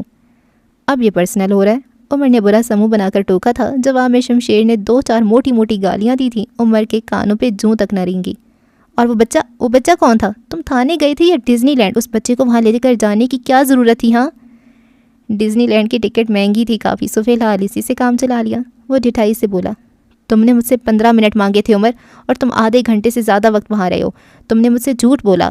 شمشیر کو ایک اور صدمہ لگا تھا۔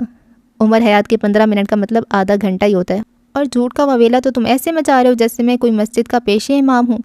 پولیس والا ہوں، صبح اٹھنے سے لے کر رات سونے تک جھوٹ ہی تو بولنا ہوتا ہے، اور اب پلیز مجھے سونے دو، دماغ خراب کر دیا۔ اس نے کھٹاک سے فون بند کر دیا۔ ساری دنیا ہاتھ دھو کر مجھ معصوم کے پیچھے پڑ گئی ہے۔ ہاں، فجر کی صدائیں بلند ہوئیں تو لوگ مسجد کو جانے لگے۔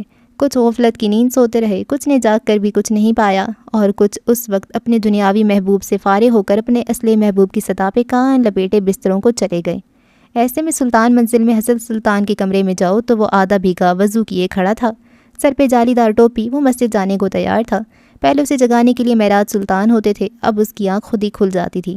یتیم بچوں کی ضرورت پوری کرنے والے لوگ بہت ہوتے ہیں، لیکن ان کے ناز اٹھانے والے کوئی نہیں ہوتے۔ اپنے کمرے سے نکل کر سیڑھیاں اترتا وہ نیچے کی جانب جا رہا تھا۔ سیڑھیوں کی دائیں طرف حالے کا کمرہ تھا۔ وہ کمرے کے دروازے کو دیکھ کر رک گیا، یاسیت سے اس دروازے کو دیکھا۔ جب کبھی معراج سلطان اسے نماز کے لیے اٹھاتے تھے، وہ اپنی نیند پوری نہ ہونے کا بدلہ حالے سے لیتا تھا۔ اس کے کمرے کا دروازہ تب تک بجاتا رہتا جب تک وہ بیزار ہو کر اٹھ نہ جاتی۔ جیسے ہی حسن کو اس کے قدموں کی چاپ دروازے کے قریب محسوس ہوتی، وہ چھپاک سے بھاگ جاتا۔ اس نے آنکھیں بند کر کے ایک اداس سی سانس ہوا کے سپرد کی۔ وہ حالے کو مس کرتا تھا اور بہت زیادہ کرتا تھا، لیکن اس نے حسن کو کسی تیسری کی وجہ سے چھوڑ دیا۔ اس نے آنکھیں بند کر کے کھولیں، نہ معراج سلطان تھے نہ حالے سلطان، اب بس حسن سلطان تھا، اور وہ اکیلا تھا۔ حالے کے کمرے کے بند دروازے کو دیکھتا وہ واپس مڑ گیا۔ صبح مسجد جانے سے پہلے وہ برونو کو کھانا ڈال کر جاتا تھا۔ برونو کے لیے سرونٹ کوارٹر کے قریب ایک ڈاگ ہاؤس بنا رکھا تھا۔ اسے گھر کے اندر آنے کی اجازت نہیں تھی کہ معراج سلطان کو کتے گھر میں لانا پسند نہیں تھا۔ انہوں نے حسن اور حالے کو صاف صاف کہہ رکھا تھا، اگر تم لوگ کسی بھی کتے کو میرے گھر لائے تو میں تم دونوں کو جائیداد سے آگ کر دوں گا۔ حالے نے اپنی جائیداد سے ہاتھ دھونے کی بجائے اپنے پالتو جانوروں کو ڈونیٹ کرنا صحیح سمجھا، جبکہ حسن برونو کو چھوڑنے پہ راضی نہ ہوا، اور اس کے لیے سرونٹ کوارٹر میں ایک بڑا سا ڈاگ ہاؤس بنایا، لیکن اس کے لیے بھی اسے ملازمین کی اجازت لینی پڑی تھی، اور وہ بھی معراج سلطان کے حکم پہ۔ ان کا کہنا تھا کہ وہ ہمارے ملازم ضرور ہیں، لیکن جس جگہ وہ رہ رہے ہیں اور جب تک رہ رہے ہیں تب تک وہ زمین ان کی ہے، اور وہ اپنی زمین پہ جس چیز کو الاؤ کریں گے وہی رکھی جائے گی۔ خیر، یہ ماضی کے قصے تھے۔ سرونٹ کوارٹر کا جنگلہ پار کرتا وہ اندر آیا۔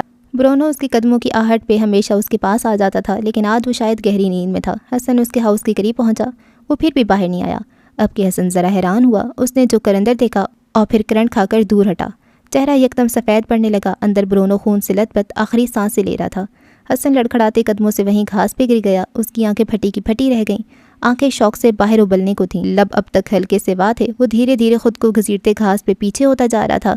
چند لمحے اسی طرح شوق رہنے کے بعد وہ مرے مرے قدموں سے دوبارہ اٹھ کھڑا ہوا، کانپتے ہاتھوں سے ڈاگ ہاؤس کی چھت ہٹائی، پھر پورا ڈاگ ہاؤس اٹھا کر دور ہٹایا۔ اس کا سارا جسم بری طرح لرز رہا تھا، اب کہ اس کا دل پھٹنے کو آیا تھا۔ برونو کے پیٹ پہ گولی لگی تھی، اس کے پھٹے ہوئے گوشت سے خون نکل نکل کر زمین کو تر کر گیا تھا۔ اس وقت اس خون پہ چونٹیوں کی ایک لمبی قطار تھی۔ وہ گھٹنوں کے بل اس کے قریب بیٹھا، اس کی آنکھوں سے کب آنسو نکلنے لگے اسے پتہ بھی نہیں چلا۔ برونو، مائی بوائے، کیا ہوا ہے تمہیں؟ یہ کس نے کیا؟ مجھے بتاؤ، برونو بتاؤ۔ وہ برونو کے سر کو گود میں رکھے بری طرح چلا رہا تھا۔ میں تمہیں مرنے نہیں دوں گا، اوکے؟ تمہیں کچھ نہیں ہوگا، کچھ نہیں ہونے دوں گا میں تمہیں، یہاں دیکھو میری طرف، میں تمہیں کچھ نہیں ہونے دوں گا۔ وہ وزیانی انداز میں چلایا تھا، وہ رو رہا تھا، تسلی دے رہا تھا، امید تھام رہا تھا۔ یہ کس نے کیا برونو؟ وہ پھوٹ پھوٹ کر رونے لگا تھا۔ برونو نے اپنی آنکھیں بمشکل کھول کر اس کو دیکھا اور اپنا سر اس کے گھٹنے سے رگڑا۔ حسن کے آنسو مزید تیزی سے بہنے لگے۔ میں ابھی کے ابھی تمہیں ہسپتال لے جاؤں گا، تم فکر مت کرو، اوکے؟ ہم ابھی ہسپتال جائیں گے، میں ابھی آتا ہوں۔ اس نے آنکھیں صاف کیں، برونو کے سر کو گھاس پہ رکھا اور اندر کی طرف بھاگا۔ اسے والیٹ لے کر آنا تھا۔ ایک منٹ، کیا اس کے والیٹ میں پیسے تھے؟ وہ رک گیا، آنسو بھی رک گئے۔ اس کے پاس پیسے نہیں تھے اور کافی دنوں سے نہیں تھے۔ وہ کیا کرے؟ کیا برونو کو مرنے تھے؟ اس نے ایک نظر مڑ کر بھورے بالوں والے کتے کو دیکھا۔ اس کی آنکھوں میں جینے کی آس تھی، اور بس اس کو ایک لمحہ لگا تھا فیصلہ کرنے میں۔ اس نے فیصلہ کر لیا، وہ اسے مرنے نہیں دے سکتا۔ وہ اندھا دھند اندر کی طرف بھاگا۔ وہ اماں کو نہیں جگا سکتا تھا، ان کا بی پی کل رات سے ہائی تھا، ابھی تھوڑی دیر پہلے ہی وہ سوئی تھیں۔ سفیر سے کسی اچھے کی امید اسے نہیں تھی۔ نہ جانے کب اس کا رخ شمس سلطان کے کمرے کی جانب ہوا، اسے پتہ نہیں چلا۔ ان کے کمرے کے دروازے پہ پہنچ کر اس نے دھڑا دھڑ دروازہ بجا ڈالا، ایک بار، دو بار، لیکن کوئی آواز نہیں آئی۔ اب کہ اس نے اپنے پیر زور زور سے دروازے پہ مارنا شروع کیے۔ اگلے ہی لمحے دروازہ کھلا تھا۔ نیند سے بھری ہوئی آنکھیں اور شب خوابی کے لباس میں کھڑی فروا کے چہرے پہ بیزاری تھی۔ کیا تمہاری لیجنڈری باپ نے تمہیں مینرز نہیں سکھائے؟ آدھی رات کو کیا کسی کا دروازہ اس طرح بجاتے ہیں؟ ان کے لہجے میں طنز تھا۔ حسن ان کو پیچھے ہٹاتے ہوئے اندر آیا تھا۔ فروا ارے ارے کرتی رہ گئیں۔ آوازیں سن کر جاگنے والے شمس سلطان بیڈ سے ٹیک لگائے بیٹھے تھے۔ ان کے چہرے پہ ناسمجھی کا تاثر تھا۔ چچا جان باہر، میرے برونو کو گولی لگی ہے، میرے پاس پیسے نہیں ہیں، کچھ پیسے دے دیں، میں آپ کو واپس کر دوں گا۔ وہ آواز باختہ بکھلایا ہوا سا کہہ رہا تھا۔ ان کے کپڑے دامن کی جگہ سے خون آلود تھے، ان کا چہرہ ستا ہوا تھا۔ کتنے پیسے؟ شمس نے بغیر کسی تاثر کے بس 2 لفظ پوچھے۔ حسن کے چہرے پہ ذرا سا اطمینان پھیلا۔ اپنا کارڈ دے دیں، مجھے نہیں پتہ کتنے خرچ ہوں گے، جلدی کریں پلیز۔ وہ جلدی جلدی کہہ رہا تھا۔ ٹھیک ہے یہ لو۔ انہوں نے جھک کر دراز سے اپنا کارڈ نکالا اور ہوا میں بلند کیا۔ حسن نے لپک کر کارڈ تھامنا چاہا لیکن شمس نے گرفت سخت کر دی۔ حسن نے رک کر ان کو دیکھا۔ پہلے کہو پلیز چچا جان، میں آپ سے بھیک مانگتا ہوں، میرے کتے کو بچا لیں۔ وہ چہرے پہ مکروہ مسکراہٹ طاری کی نخوت سے کہہ رہے تھے۔ اس وقت حسن ان کو حسن سلطان نہیں بلکہ معراج سلطان لگ رہا تھا۔ وہ جب اسے اپنے آگے جھکاتے تھے ان کو لگتا تھا جیسے معراج سلطان کو جھکایا ہو۔ اس وقت بھی حسن کو اپنے سامنے اس طرح گگیا دیکھ کر ان کو ایک کمینی سی خوشی محسوس ہوئی تھی۔ چچا جان میں آپ سے قرض لے رہا ہوں، بھیک نہیں، مجھے کارڈ دے دیں، برونو مر جائے گا۔ آخر میں اس کی آواز کانپی تھی، خوف سے، بے بسی سے۔ شمس نے ناپسندیدگی سے اسے دیکھا۔ میں نے کب منع کیا ہے؟ آل I want is just say I am begging you please give me your card. انہوں نے دہرایا۔ کارڈ اب بھی ان کی 2 انگلیوں اور حسن کی 2 انگلیوں کے درمیان پھنسا ہوا تھا۔ اور کچھ بھی بولنے سے پہلے سوچ لینا، کیونکہ وہ کتا تمہارے پاس تمہارا آخری رشتہ ہے۔ باپ تمہارا مر گیا، بہن تمہیں منہ نہیں لگاتی اور تمہاری ماں تو ایک زندہ لاش ہے، اور باقی رہا کون؟ تمہارا کتا۔ کیا تم اسے مرنے دو گے کہ حسن سلطان بس اپنی انا کی وجہ سے ایک معصوم انسان کی جان لے گا؟ آخر میں ان کے لہجے میں مصنوعی افسوس تر آیا تھا۔ پھر وہ بازو سینے پہ لپیٹے سارا نظارہ دیکھی گئیں۔ کھیل دلچسپ ہوتا جا رہا تھا۔ حسن اسی طرح کھڑا رہا، 1 لمحہ 2 لمحہ، پھر اس نے بولنے کو لب کھولے۔ وہ کم از کم اپنی انا کی وجہ سے برونو کو مرنے نہیں دے سکتا تھا۔ میں آپ سے، وہ ایک پل کو رکا، شمس کی فاتح آنکھوں میں دیکھا۔ بھیک نہیں مانگوں گا۔ اس نے 2 انگلیوں سے پکڑا ہوا کارڈ چھوڑ دیا تھا۔ اب کہ اس کی گردن تنی ہوئی تھی اور آنکھیں بالکل معراج سلطان کی آنکھوں کی طرح چمک رہی تھیں۔ شمس کے چہرے کے تاثرات بدلے تھے۔ فروا کو بھی شوق ہی لگا۔ برونو مر رہا ہے، مر جائے گا، وہ تو میرا کتا ہے نا، اگر میں خود بھی مر جاؤں، میری ماں میری بہن بھی میرے سامنے پڑی مر رہی ہوں۔ اس نے شمس کی آنکھوں میں دیکھا۔ میں تب بھی بھیک نہیں مانگوں گا۔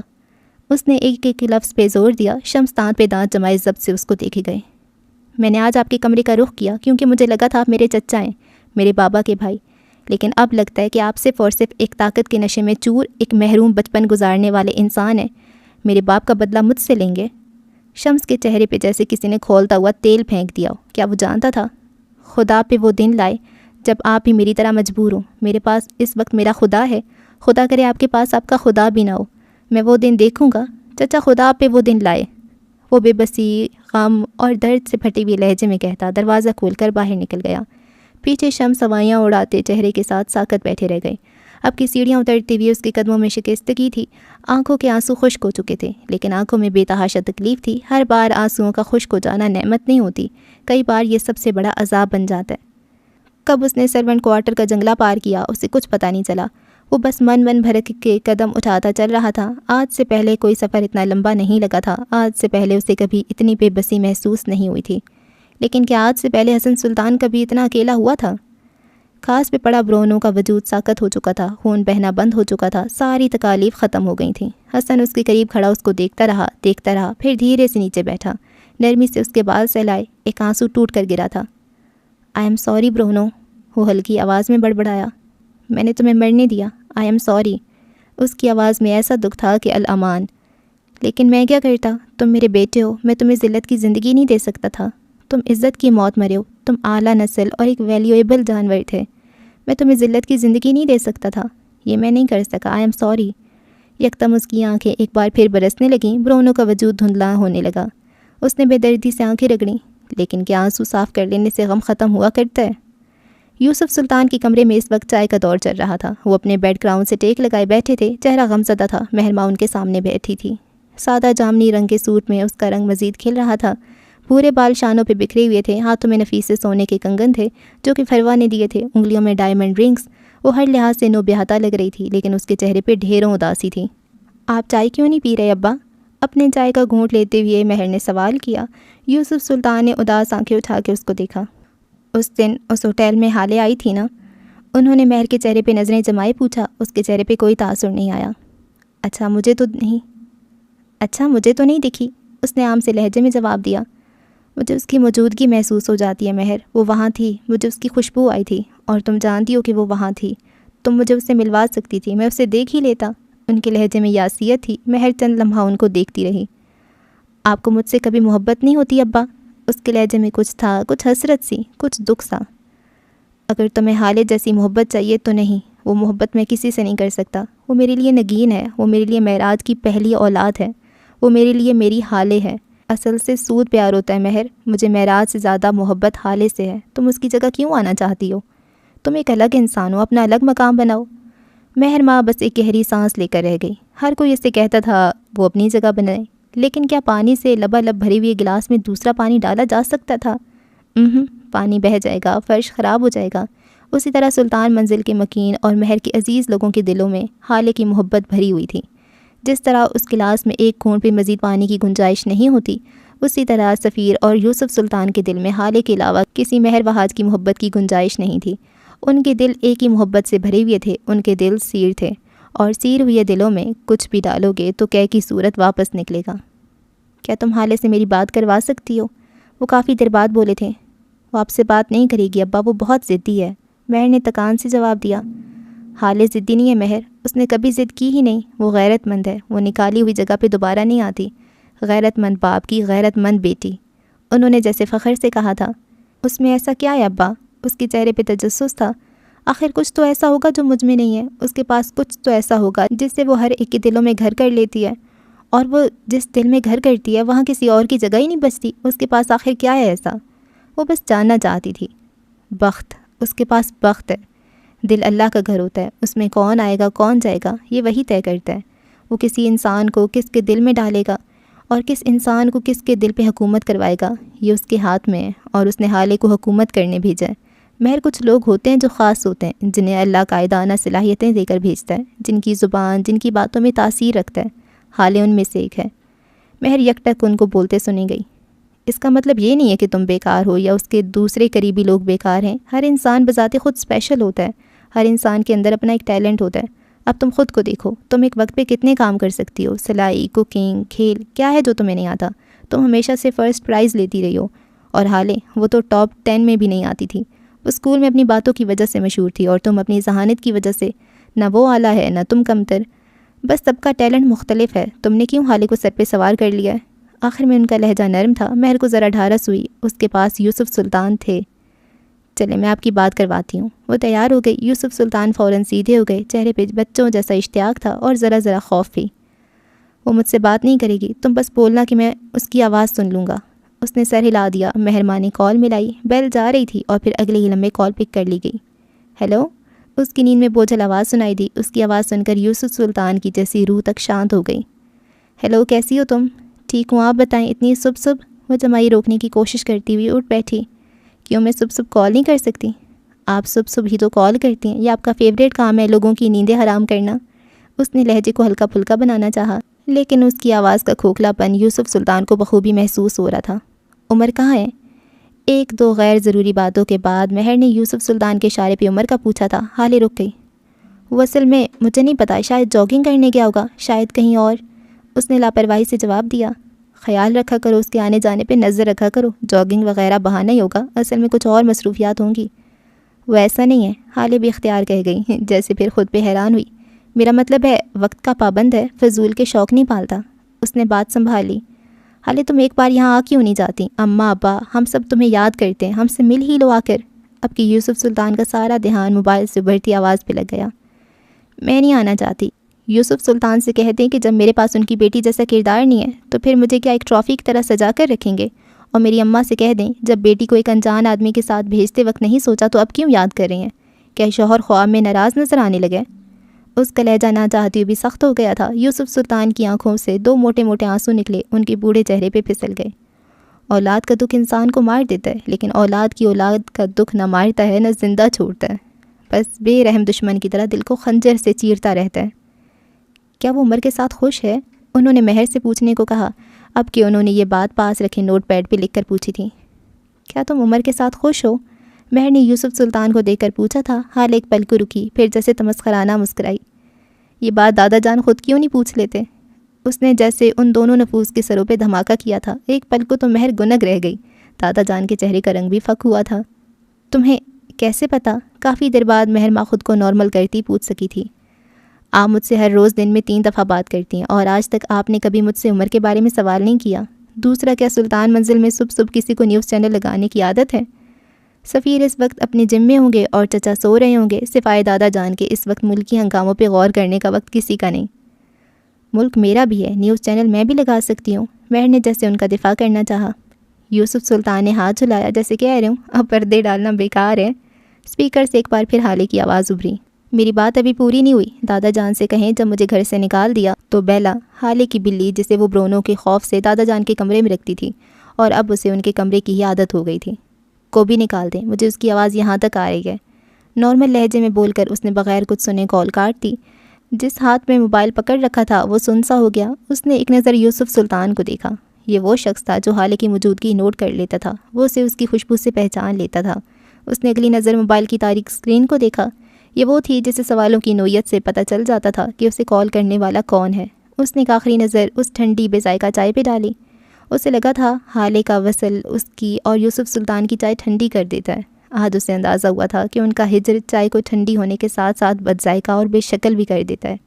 چاہے جدائی ہو یا وصل، ان دونوں کے دل ایک ڈور سے جڑے تھے، اور دلوں کی ڈوریں اللہ کے ہاتھ میں ہوتی ہیں۔ کیا مہر ماں کو اب ان بے بختی محبتوں کے پیچھے بھاگنا چھوڑ دینا چاہیے؟ اس نے خود سے سوال کیا۔ جواب کیا ہو سکتا ہے بھلا؟